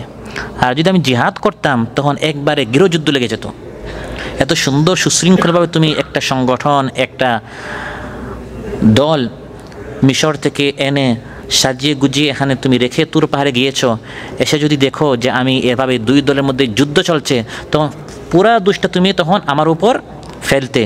এই চিন্তা করে আমি কি করেছি, আমি চেষ্টা করেছি যতটুকু সম্ভব পরিস্থিতি একটু ঠান্ডা রাখার, এবং সামিরির গোষ্ঠী যারা আছে, অনুসারে যারা আছে, ওদেরকে আমি বোঝানোটা আমি অব্যাহত রেখেছি। তো আমি যুদ্ধ করি নাই, আর তোমাকে আমি জানাতে যাই নাই, আমি আমার যতটুকু যোগ্যতা ছিল, সামর্থ্য ছিল, আমি তাদেরকে বোঝাবার চেষ্টা করেছি। এবং আল্লাহ নিজেও বলেছেন, ওয়ালাকাদ ক্বালা লাহুম হারুন মিন ক্বাবল, যে হারুন আলাইহিস সালাম আগেই তাদেরকে বলেছেন যে তোমরা সামিরি কী করো না, অনুসরণ করো, বাস্তুর পূজা করো না। আল্লাহ নিজে সাক্ষী দিচ্ছেন যে হারুন আলাইহিস সালাম তিনি কোনো অবহেলা করেন নাই, কিন্তু ব্যাপারটি তিনি এত বাড়তে দেননি যাতে গৃহযুদ্ধের পরিবেশ সৃষ্টি না হয়ে যায়। কারণ হারুন আলাইহিস সালামকে তারা হত্যা করার জন্য প্রস্তুত হয়ে গিয়েছিল, যে হারুন আমাদেরকে বাস্তুর পূজা করতে দিচ্ছে না, কাদু ইয়াকতুলুনানি, তারা তাকে হত্যা করার জন্য প্রস্তুত হয়ে গিয়েছিল। যদি হত্যা করতো তখন কী হয়ে যেত, গৃহযুদ্ধ লাগতো। এই জন্য সব দিক বিবেচনা করে মূসা আলাইহিস সালাম উপস্থিত নাই। তিনি চিন্তা করে মূসা আলাইহিস সালাম ফিরে আসুক, তারপর একটা সমাধান হবে। মূসা আলাইহিস সালাম যখন বিষয়টা বুঝলেন যে আমার ভাইয়ের আসলে কোনো কি নাই, ত্রুটি নেই, আর সবাইকে আল্লাহ সমান যোগ্যতা দেন না। মূসা আলাইহিস সালাম থাকলে যতটুকু বিষয়টা আপনার সমাধান করা যেত, ভাই হারুন আলাইহিস সালাম তার অনেক যোগ্যতা, কিন্তু মূসা আলাইহিস সালামের মতো নয়। আবু বকর আবু বকরের মতো, ওমর ওমরের মতো, ওসমান ওসমানের মতো, আলী আলীর মতো। আলী তো আর কী হবে না, ওমর হবে না, আর আবু বকরও রাসূল সাল্লাল্লাহু আলাইহি সাল্লাম হবে না। প্রত্যেকের অনেক যোগ্যতা আছে, কিন্তু মূসা আলাইহিস সালাম থাকলে যতটুকু না হতো, হারুন আলাইহিস সালাম আপন স্থান থেকে চেষ্টা করেছেন, কিন্তু ফুল সমাধান তিনি করতে পারেন নাই। মূসা আলাইহিস সালাম বুঝতে পেরেছেন যে আমার ভাই হারুন তার পক্ষ থেকে সর্বোচ্চ চেষ্টা করেছে। তখন তিনি আল্লাহর নিকট দোয়া করলেন, হে আল্লাহ, রাব্বি গফিরলি ওয়া লি আখি ওয়া আদখিলনা ফি রাহমাতিকা ওয়া আনতা আরহামুর রাহিমিন, হে আল্লাহ আমাকে এবং আমার ভাই হারুনকে আপনি মাফ করুন। জাতির সাথে কথা শেষ, হারুন আলাইহিস সালামের সাথেও বাকি রইল কার সাথে, সামিরির সাথে, যে প্রধান অপরাধী। এখন সামিরিকে ধরলেন, ক্বালা ফামা খাতুবুকা ইয়া সামিরি, হে সামিরি তুই বল, তুই এই কাজটা কেন করলি? একটা জাতি সুশৃঙ্খল ছিল, সুন্দর ছিল, তাওহীদের উপর প্রতিষ্ঠিত ছিল। মিশর থেকে এত বছর আমি তাদেরকে বুঝালাম, ঘরে ঘরে আমি তাদেরকে আল্লাহর দাওয়াত দিয়ে দিয়ে একত্রিত করলাম। তারপর আল্লাহ তাআলা ফিরআউনের হাত থেকে বাঁচিয়ে ওই পারে আনলেন, সুন্দরভাবে আমি রেখে তুর পাহাড়ে গেলাম। এই ফাঁকে এই বাসুরের এই নাটকটা করে তুই পুরা জাতিকে বিভক্ত করলে কেন? শিরকে তুই নিয়ে গেলে কেন? মূলত বনী ইসরাঈল যখন ওই পারে তারা গেল, তারা দেখেছিল যে এক জাতি মূর্তি পূজা করছে। وجاوزنا ببني إسرائيل البحر فأتوا على قوم يعكفون على أصنام لهم বানু ইসরাইল ফিরআউনের পতনের পর তারা দেখলো যে এক জাতি মূর্তি পূজা করছে। তারা বললো, এ মুসা, আমরা কোন আল্লাহকে ডাকি, কোনোদিন আল্লাহকে দেখলাম না। এরা মূর্তি পূজা করে, তারা তাদের মূর্তিকে দেখে আমাদের জন্য এরকম একজন আমরা মূর্তি চাই। নাউযুবিল্লাহ। ওই সময় সামিরি বুঝতে পেরেছে যে এই জাতি, তারা কিন্তু মূর্তি যদি একটা আমাদেরকে দিতে পারি, এরা সহজে কি হয়ে যাবে, মূর্তি পূজা করবে। ওই দিনই ওই শয়তানি বুদ্ধি তার মাথায় ছিল। তখন সে বলল, বাসুরতু বিমা লাম ইয়াবসুরু বিহি, আমি কত সূক্ষ্ম অনেক বেশি খেয়াল করেছি যেটা তারা খেয়াল করে নাই। আমি ওই দিন খেয়াল করেছি তারা মূর্তি পূজার প্রতি তাদের একটা কি আছে, আগ্রহ আছে। আর আমি দেখেছি ফাকাবাতু কাবাদাতাম মিন আসারির রাসূল, জিবরিল আলাইহিস সালামের পায়ের নিচে, তার ঘোড়ার পায়ের নিচে একটা জিনিস আমি দেখেছি। এরকম অনেক সূক্ষ্ম বিষয় আমি দেখে সব কিছু মিলাই রেখেছি। আর আপনি গিয়েছেন তুর পাহাড়ে, এদিকে আমি সুযোগটা গ্রহণ করেছি। ফানাবাযতুহা, আমি ওটা ফেললাম, ওই মাটিটা যেটা জিবরাইল আলাইহিস সালামের ঘোড়ার পায়ের নিচ থেকে আমি সংগ্রহ করে রেখেছিলাম। এভাবে একটা বাসুরের আকৃতি করে বাতাসের আওয়াজ আসলো। আমি বলে দিলাম, ওই তারা যে মূর্তি পূজা করতে চেয়েছিল, আমি ওই তাদের আগ্রহটাকে আমি একবারে বেশি করে তাদের ভিতরে মানে আগ্রহটা আরও আমি জাগ্রত করে দিলাম। ওয়াকাযালিকা সাওয়ারাত লি নাফসি, আমার নফস এভাবে আমাকে ওয়াসওয়াসা দিয়েছে আর আমি সুন্দর করে করেছি, আর তারা এভাবে করা শুরু করেছে। সম্মানিত ভাইরা, এখান থেকে আমরা কি শিখলাম? এই ধরনের সামিরি আমাদের দেশেও আছে। ভণ্ড অনেক পীর আছে, অনেক নেতা আছে, অনেক কিছু একা তারা শুয়ে বানায়, চিন্তা করে জাতিকে ভ্রষ্ট করার জন্য। সকালে উঠে আমি বলবো আমি সন্তান দিতে পারি, ওই রাস্তায় একজনকে রাখবে, আপনি তার নিকট আসার আগে সে সব কিছু জিজ্ঞাসা আপনাকে করে নিবে, আপনার ভাই বোন কয়জন, সন্তান কয়জন, দেশে বাড়ি কোথায়, আর ওই দিকে ফোন করে পীর সাহেবকে সব বলে দিবে। আপনি যখন আসবেন তার নিকট সন্তান চাইতে, সে বলে দিবে আপনার নাম অমুক না, আপনার দেশের বাড়ি অমুক জায়গায় না, আপনার ছেলের সন্তান এতজন না, ভাই বোন আপনার এতজন মনে হয়। আপনি চিন্তা করেন, সে যদি আমার সব কিছু জানে, আসলে ওই লোকটার মাধ্যমে আগের থেকে সেসব খবর। এই ধরনের সামিরি, এরকম আমাদের সমাজে অনেক সামিরি আছে যারা সূক্ষ্মভাবে আমাদের ঈমান নষ্ট করছে, চরিত্র নষ্ট করছে নাটকের মাধ্যমে। সামিরির মতো নাটকের মধ্যে যত বড় বাটপার, ছিটার 420, এই অভিনয়টা করবে লম্বা দাড়ি এবং টুপি পড়ায় একজনকে এই মেসেজ দেওয়ার জন্য যে এই লম্বা দাড়ি টুপি যাদের, এরা হচ্ছে সন্ত্রাসী, এরা হচ্ছে বাটপার।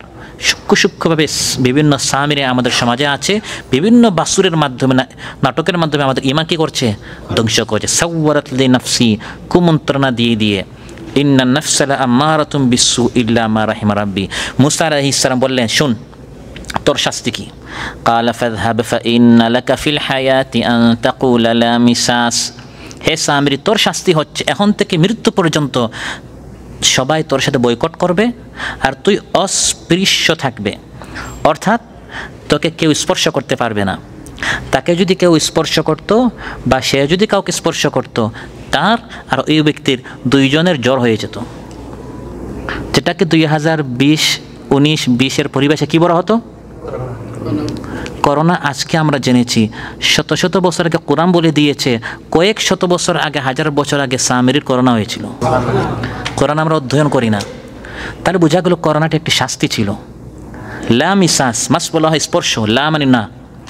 হে সামিরি তুই শুধু বলবি লা মিসাস, আমাকে কেউ স্পর্শ করবে। দুটি তাফসির আছে, একটা হচ্ছে আইন জারি করা হয়েছিল, আইনের মাধ্যমে তাকে বয়কট করা হয়েছে, সে বনের জঙ্গলের মতো হয়ে গিয়েছে, কেউ তাকে স্পর্শ করতো না, কথা বলতো না, ফলে সে মানুষ থেকে আলাদা জঙ্গলে চলে গেছে। আর আরেকটি তাফসীর হচ্ছে যে সে অস্পৃশ্য হয়ে গেছে, অর্থাৎ কেউ তাকে স্পর্শ করতে পারতো না, স্পর্শ করলে দুইজনের কী হয়ে যেত, জ্বর হয়ে যেত। এটা হচ্ছে দুনিয়ার শাস্তি। ওয়া ইন্না লাকা মাওঈদান লান তুখলাফা, আর আখিরাতের শাস্তি তো রয়ে গেল, যেটা ওয়াদা খিলাফি হবে না, সেখানে আল্লাহ তাআলা তোকে ধরবেন, কঠিন শাস্তি। তুই এই জাতিকে পথভ্রষ্ট করার কারণে যারা পথভ্রষ্ট হয়েছে, তোর গুমরাহি সহ তাদের গুমরাহি, সব শাস্তি তোকে পেতে হবে। কারো জন্য যদি গোটা এক জাতি ধ্বংস হয়, বিভ্রান্ত হয়, সবার শাস্তি এই ব্যক্তিকে পেতে হয়। যেমন কিয়ামত পর্যন্ত দুনিয়াতে যত মানুষ হত্যা করবে, সব হত্যার এক সমান শাস্তি পাবে কাবিল, কারণ সে প্রথম হত্যা করেছে। নাউযুবিল্লাহ। ওয়ানজুর ইলা ইলাহিকাল্লাযী যালতা আলাইহি আকিফা লানুহাররিকান্নাহু সুম্মা লানানসিফান্নাহু ফিল ইয়াম্মি নাসফা। আর দেখ তোর এই বাসুর যেটাকে তুই বানিয়েছিস, যেটার নিকট তুই ইবাদত করতে, এটাকে আমি জ্বালিয়ে দিব। কি করব? জ্বালিয়ে দিব। তারপর এটাকে গুঁড়া গুঁড়া করে পানিতে ফেলে দিব, ছাই করে পানিতে ফেলে দিব। এখান থেকে বোঝা গেল শিরকের যত চিহ্ন আছে এই চিহ্নগুলো রাখা যাবে না, তার নাম নিশান অস্তিত্ব একবারে মিটিয়ে দিতে হবে। এই বাছুরটাকে মূসা আলাইহিস সালাম কী করেছেন? জ্বালিয়ে ছাইটা পানিতে ফেলে দিয়েছেন। এটা আমাদের জন্য অনেক বড় একটা শিক্ষা। এই তাওহীদের দাবি। এই ঘটনায় জিবরিল আলাইহিস সালামের পদচিহ্ন ছিল, তার মাহাত্ম্য খেয়াল করা হয়নি, এটা বলা হয় নাই। বাহ্য দৃষ্টিতে ছিল জিবরিল আলাইহিস সালামের এখানে কি আছে, তার পায়ের চিহ্ন আছে, এটা যদি আমরা জ্বালিয়ে দিই জিবরিল আলাইহিস সালামের মানহানি হবে না। আজ অনেক মাজারকে যদি কেউ ভাঙতে যায় বলে এখানে আপনার ওলিয়া উলিয়াতে কী হচ্ছে, মানহানি হচ্ছে না। এখানে শিরকের মূলোৎপাটন করতে হবে, তাওহীদকে প্রতিষ্ঠা করতে হবে। আলী রাদিয়াল্লাহু আনহু বলেছেন কোনো মূর্তি রাখা যাবে না, লা তাদা তিমসালান ইল্লা তামাস, এগুলোকে ভেঙে চুরমার করে দিতে হবে। কিন্তু আগে ক্ষমতায় গিয়ে ইসলামী ক্ষমতার মাধ্যমে, এটা সরকারের মাধ্যমে এগুলো করতে হবে, যাতে করে মুসলিম সমাজে আল্লাহ তাআলা ছাড়া অন্য কারো ইবাদত করা না হয়। মূর্তিকে, ভাস্কর্যকে মুসলিম সমাজ থেকে উৎখাত করে ফেলতে হবে। এবং এই কাজটি ইব্রাহিম আলাইহিস সালাম করেছিলেন। নিজ হাত দ্বারা তিনি মূর্তিগুলো কী করেছেন? গড়েছেন না ভেঙেছেন? ভেঙেছেন। হাত দ্বারা মূর্তিগুলো ভাঙতে হবে, শিরক এর মূল একবারে উৎখাত করে ফেলতে হবে। সহিহ মুসলিমে এসেছে রাসূল সাল্লাল্লাহু আলাইহি ওয়াসাল্লাম ইরশাদ করেন, মান রাআ মিনকুম মুনকারান ফালিয়ুগাইয়িরহু বিয়াদিহি, তোমাদের মধ্যে কেউ যদি কোনো অন্যায় দেখে সেটা যেন হাত দ্বারা সে রুখে দেয়। আর সবচেয়ে বড় অন্যায় জুলুম হচ্ছে আল্লাহর সাথে শিরিক করা।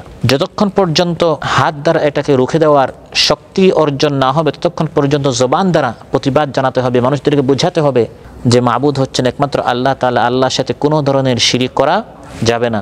কথা বলারও যদি সুযোগ না থাকে, কমপক্ষে দিল অন্তর দিয়ে বিভিন্ন প্ল্যান পরিকল্পনা নিতে হবে। আসমান আল্লাহর, জমিন আল্লাহর, এই পৃথিবীতে যেন আল্লাহর সাথে কোনো মূর্তিকে, কোনো ভাস্কর্যের পূজা করা না হয়। এবং এই বিষয়ে রাসূল সাল্লাল্লাহু আলাইহি সাল্লাম এবং পরবর্তী খলিফারা খুব শক্ত ছিলেন। শিরকের বিষয়ে কোনো ছাড় দেওয়া হয় নাই। তাবাকাত ইবনে সাদ এসেছে, ইমাম নাফি রাহিমাহুল্লাহ বলেন, কানান নাস ইয়াতুনা আশ-শাজারাতা আল্লাতী ইউকালু লাহা শাজারাতুর রিদওয়ান। মক্কাতুল মুকাররমার কাছে একটি গাছ আছে যেটাকে শাজারাতুর রিদওয়ান বলা হয়। এটার নিচে 1400 সাহাবা তারা মহানবী সাল্লাল্লাহু আলাইহি সাল্লামের হাতে বায়াত করেছিলেন, আমরা জিহাদ করব মৃত্যু পর্যন্ত, আমরা জিহাদ করব মৃত্যু পর্যন্ত। এই গাছটি এর নিচে মহানবী সাল্লাল্লাহু আলাইহি সাল্লামের হাতে হাত রেখে 1400 জন সাহাবা যে বায়াত করেছেন, আল্লাহ আয়াত নাজিল করেছেন, লাকাদ রাদিয়াল্লাহু আনিল মুমিনিন ইয ইউবাইউনাকা তাহতাশ শাজারা। হে নবী, যে সকল সাহাবীরা এই গাছের নিচে আপনার হাতে হাত রেখে বায়াত করেছেন সবার উপর আল্লাহ রাজি খুশি সন্তুষ্ট হয়ে গেছেন। পরবর্তীতে মানুষ কি করলো? এই গাছের নিচে মহানবী সাল্লাল্লাহু আলাইহি ওয়াসাল্লাম হাতে হাত রেখে বায়াত করার কারণে মানুষ মনে করলো এই গাছের বরকত আছে। মানুষ দূর দূরান্ত থেকে এই গাছের নিচে এসে নামাজ পড়া শুরু করলো এবং এই গাছে ধরে তারা এরকম বরকত নেওয়ার চেষ্টা করা শুরু করলো। ওমর রাদিয়াল্লাহু আনহু, তার নিকট খবর আসলো মানুষ বিভিন্ন জায়গা থেকে বরকতের আশায় ওই গাছের নিচে যাচ্ছে। ওখানে গিয়ে তারা হাত দিয়ে বরকত নিচ্ছে, সেখানে গিয়ে মানুষ নামাজ পড়ছে। তাহলে আজ মানুষ সেখানে গিয়ে নামাজ পড়ছে আল্লাহর জন্য। 2-3 যুগ যাওয়ার পর মানুষ এই গাছের পূজা শুরু করবে, যেরকম বিভিন্ন জায়গায় পূজা শুরু হয়। আমার যখন তার নিকট এই খবরটি আসলো, আওয়াদাহুম ইয়া, সবাইকে সতর্ক করে দিলেন, গাছের নিচে বায়াত হয়েছে, এই জায়গাটি ঐতিহাসিক জায়গা, ঠিক আছে, কিন্তু এই জায়গার পূজা করা যাবে না। এই জায়গাকে একটি প্রতিমা, একটি মূর্তির মতো এই গাছকে গ্রহণ করা যাবে না। ও আমারা বিহা ফাকুতিআত, তিনি হুকুম করলেন এই গাছটাকে কেটে ফেলো। কত গুরুত্বপূর্ণ একটি গাছ। এই গাছের নিচে শাজারাতুর রিদওয়ান বলা হয়েছে, এমন গাছ যে গাছের নিচে যারা বেয়াত করেছেন সবার উপর আল্লাহ তাআলা সন্তুষ্ট হয়ে গেছে। একটি ঐতিহাসিক বৃক্ষ ছিল, কিন্তু যেহেতু এখান থেকে শিরক শুরু হতে পারে, আজ মানুষ এখানে এসে আল্লাহর জন্য নামাজ পড়ছে। 2-3 প্রজন্ম যাওয়ার পর মানুষ সরাসরি গাছের পূজা শুরু করবে। এজন্য তিনি বললেন এই গাছটা কি করে ফেলো, কেটে ফেলো।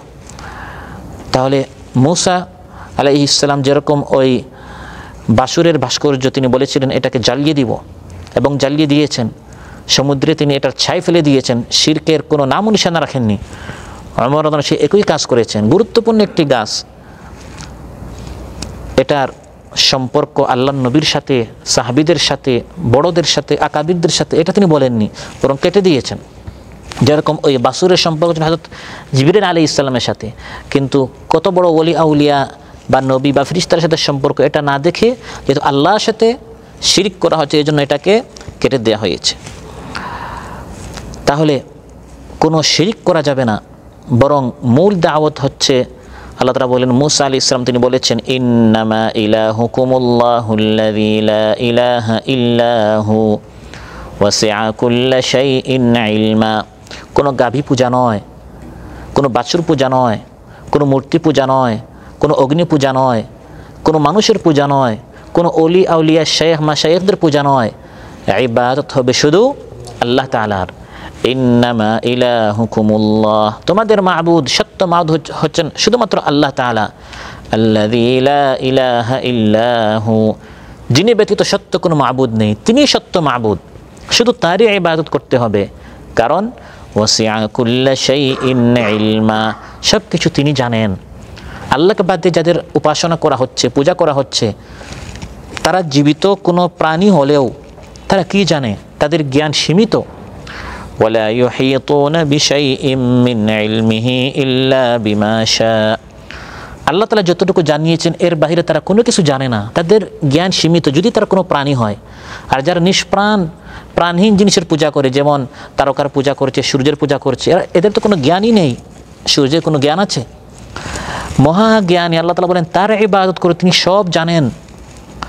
ওয়া ইন তাজহার বিল কওলি ফাইন্নাহু ইয়ালামুস সিররা ওয়া আখফা, তুমি যদি গোপনে কথা বলে সেটাও আল্লাহ জানেন, গোপন থেকে গোপন কথা সেটাও আল্লাহ তাআলা জানেন। অতএব সে আল্লাহর ইবাদত করো। আল্লাহু লা ইলাহা ইল্লাহু লাহুল আসমাউল হুসনা, সব সুন্দর সুন্দর নাম, উত্তম গুণাবলী সব আল্লাহ তাআলার, তার ইবাদত করো। গায়বের চাবিকাঠি তার হাতে, তিনি জানেন কখন কোথায় বৃষ্টি বর্ষণ হবে, কোন গাছের কয়টি পাতা আছে, কোন পাতা কোথায় ঝরছে, সব জ্ঞান তার নিকট। মহাজ্ঞানের অধিকারী তিনি, তার ইবাদত করো। তিনি তোমার সব আমল নোট করে রাখছেন এবং সে অনুযায়ী তোমাকে পুরস্কার দিবেন, গুনাহ হলে শাস্তি দিবেন। সেই রবের ইবাদত করো। সুবহানাল্লাহ। তাই আলোচ্যতা আল্লাহ তাআলা বলছেন মুসা আলাইহিস সালাম তার কওমকে বলেছেন বাছুর পূজা নয়, আল্লাহর সাথে শিরিক নয়, বরং ইন্নামা ইলাহুকুমুল্লাহুল্লাযী লা ইলাহা ইল্লাহু ওয়াসিআ কুল্লা শাইইন ইলমা। মুসা আলাইহিস সালাম দাওয়াত দিয়েছেন তার কওমকে শুধু আল্লাহর ইবাদত করো, তিনি ব্যতীত কোনো সত্য মাবুদ নেই। তাওহীদের দিকে দাওয়াত দেয়া, শুধু আল্লাহর ইবাদত করতে হবে, এই দাওয়াত দেওয়া, এটা শুধু মুসা আলাইহিস সালামের দাওয়াত ছিল না, বরং এটা যুগে যুগে সব নবীদের দাওয়াত ছিল, বরং এটি আল্লাহর দাওয়াতও। কোরআনে কারীমের মূল দাওয়াত হচ্ছে মানব মণ্ডলীকে আমাদেরকে এই দাওয়াত দেওয়া যে হে মানব মণ্ডলী শুধু আল্লাহর ইবাদত করো। কোরআনে কারীমের 30 পারা 114টি সূরার সামারি, সারসংক্ষেপ। কেউ যদি বলে ভাই এই 30 পারার দাওয়াত আহ্বানের সারসংক্ষেপ কি? সারসংক্ষেপ হচ্ছে আল্লাহ তাআলা আমাদেরকে বলছেন যে ইবাদত শুধু আল্লাহর করো, যে কথাটি আল্লাহ তাআলা সূরাতুল বাকারার শুরুতে বলে দিয়েছেন ইয়া আইয়ুহান নাস, সকল মানব মণ্ডলীকে আল্লাহ তাআলা আহ্বান করছেন। এটি হচ্ছে আল কোরআনের প্রথম আহ্বান, প্রথম সম্বোধন। ইমানদারদেরকে, মুশরিকদেরকে, কাফিরদেরকে, মুনাফিকদেরকে সবাইকে সম্বোধন করে আল্লাহ তাআলা বলছেন ইয়া আইয়ুহান নাস, হে মানব মণ্ডলী, উবুদু রাব্বাকুমুল্লাযী খালাকাকুম ওয়াল্লাযীনা মিন ক্বাবলিকুম লাআল্লাকুম তাত্তাকুন। যে রব তোমাদেরকে সৃষ্টি করেছেন, তোমাদের আগের লোকদেরকে সৃষ্টি করেছেন, তার ইবাদত করো। সুবহানাল্লাহ। আল্লাহর দাওয়াত হচ্ছে আমরা যেন শুধু আল্লাহর ইবাদত করি, আল্লাহর সাথে কাউকে শরীক না করি। এবং এই দাওয়াত দেওয়ার জন্য যুগে যুগে আল্লাহ তাআলা নবীদেরকে পাঠিয়েছেন। রাসূল সাল্লাল্লাহু আলাইহি ওয়াসাল্লাম এই পৃথিবীতে এসে নিজের দিকে দাওয়াত দেন নাই, তার বংশ কুরাইশের দিকে দাওয়াত দেন নাই, তার এলাকা মক্কার দিকে বা তার গোত্র আরবের দিকে তিনি দাওয়াত দেন নাই, তার দলের দিকে, সংগঠনের দিকে তিনি দাওয়াত দেন নাই। তিনি দাওয়াত দিয়েছেন কার দিকে? ইয়া আইয়ুহান নাস, হে মানব সকল, কুলু লা ইলাহা ইল্লাল্লাহ তুফলিহু, বলো লা ইলাহা ইল্লাল্লাহ, কামিয়াব হবে, সফল হবে। যখন সুযোগ পেয়েছেন, যখনই তিনি কোন একটি চান্স পেয়েছেন, সময় পেয়েছেন, বড়দেরকে, মেজদেরকে, ছোটদেরকে সবাইকে দাওয়াত দিয়েছেন আল্লাহর দিকে। আপনদেরকে, নিজ দেশীদেরকে, ভিনদেশীরা যখন হজ করতে আসতো মক্কায় দাওয়াত দিতেন কুলু লা ইলাহা ইল্লাল্লাহ, বলো আল্লাহ ছাড়া কোনো সত্য মাবুদ নেই। ছোটো ছোটো বাচ্চাদেরকে, যেমন ইবনে আব্বাস রাদিয়াল্লাহু আনহু ছোটো বাচ্চা ছিলেন, সুযোগ পেয়েছেন দাওয়াত দেওয়া শুরু করলেন। ইদা সাআলতা ফাসআলিল্লাহ ওয়া ইদা ইসতাআনতা ফাসতাইন বিল্লাহ। ছোট্ট বাচ্চা ইবনে আব্বাস রাদিয়াল্লাহু আনহু তিনি বলছেন, যখন তুমি চাইবে আল্লাহর নিকট চাইবে, সাহায্য প্রার্থনা করবে আল্লাহর নিকট সাহায্য প্রার্থনা করবে, সাহায্য চাওয়া, আশ্রয় চাওয়া, ইবাদত করা, সাজদা করা, রুকু করা, আসামির মতো দণ্ডায়মান হওয়া, এগুলো সব আল্লাহর হক, শুধু আল্লাহর ইবাদত করতে হবে। ইন্নামা ইলাহুকুমুল্লাহুল্লাযী লা ইলাহা ইল্লাহু ওয়াসিআ কুল্লা শাইইন ইলমা। শুধু মুসা আলাইহিস সালাম বা শুধু রাসূল সাল্লাল্লাহু আলাইহি ওয়াসাল্লাম এরকম দুই একজন নবী আল্লাহর দিকে দাওয়াত দিয়েছেন তা নয়, নাম নিয়ে নিয়ে আল্লাহ তাআলা বলেছেন আমি অসংখ্য অগণিত নবীকে এই পৃথিবীতে পাঠিয়েছি, সবাই দাওয়াত দিয়েছেন আল্লাহর দিকে। আজ পৃথিবীতে কত লক্ষ কোটি খ্রিস্টান রয়েছে যারা আল্লাহকে বাদ দিয়ে তাদের নিকট প্রেরিত নবী ঈসা আলাইহিস সালামের পূজা করা শুরু করলো, অথচ ঈসা আলাইহিস সালাম একদিনও তাদেরকে বলে নাই আমার পূজা করো। তিনি এসেছেন তাদেরকে নিজের পূজা নয় বরং আল্লাহর ইবাদতের দিকে আহ্বান করার জন্য। কোরআনের মধ্যে আল্লাহ বলে দিয়েছেন ঈসা আলাইহিস সালামের দাওয়াত কি ছিল, ওয়াকালাল মাসীহু ইয়া বানি ইসরাঈল আ'বুদুল্লাহা রাব্বী ওয়া রাব্বাকুম। মাসীহ ঈসা আলাইহিস সালাম মরিয়মের পুত্র, তিনি বলেছেন ইয়া বানি ইসরাঈল, হে বনি ইসরাঈল, তু'বুদুল্লাহ আল্লাহর ইবাদত করো, রাব্বি ওয়া রাব্বাকুম যিনি আমার রব যিনি তোমাদের রব। তোমরা যদি আল্লাহর ইবাদত বাদ দিয়ে আমি ঈসার পূজা করো তাহলে তোমরা আমি ঈসাকে আল্লাহর শরীক বানিয়ে ফেললে, আল্লাহর অংশীদার পার্টনার সমান বানিয়ে ফেললে। আর আল্লাহর সাথে শিরিক করলে এই গুনাহ আল্লাহ মাফ করেন না। যে আল্লাহর সাথে শিরিক করবে এই বান্দাকে আল্লাহ তাআলা জান্নাত থেকে বের করে জাহান্নামে নিক্ষেপ করবেন, তার জন্য জান্নাত হারাম হয়ে যাবে, জাহান্নাম ওয়াজিব হয়ে যাবে। নাউযুবিল্লাহ। ইন্নাহু মান ইউশরিক বিল্লাহ ফাকাদ হারামাল্লাহু আলাইহিল জান্নাতা ওয়া মাওয়াহুন নার ওয়া মা লিয-যালিমিনা মিন আনসার। যে আল্লাহর সাথে শিরিক করবে আল্লাহ তাআলা বলেন তার উপর জান্নাত হারাম হয়ে যাবে, জাহান্নাম অবধারিত হয়ে যাবে। শয়তান এটাই চায় মানুষ দ্বারা একটা শিরিক করা হোক, একটা বার যদি এই মানুষটাকে শিরিক করানো যায় শয়তান নিশ্চিত হয়ে যায় এই বান্দাটা জাহান্নামে চলে যাবে। আর এই মানুষকে দিয়ে সে চুরি ডাকাতি অন্য কাজ করানোর তার টেনশন নেই, করলে করুক, না করলে সে তো জাহান্নামে এমনিই যাবে, তখন গিয়ে সে আরেকজনকে ধরে। কোরআনের মধ্যে আল্লাহ বলেছেন শয়তানের প্রথম টার্গেট হচ্ছে কামাসালিশ শাইতানি ইয ক্বালা লিল ইনসানি কফুর। শয়তানের টার্গেট হচ্ছে এই মানুষটাকে যেন আল্লাহর ইবাদত থেকে একটাবার কুফরি করানো যায়, শিরিক করানো যায়। উকফুর, সে মানুষকে বলে কুফরি করো। ফালাম্মা কাফারা ক্বালা ইন্নী বারীউম মিনকা ইন্নী আখাফুল্লাহ রাব্বাল আলামিন।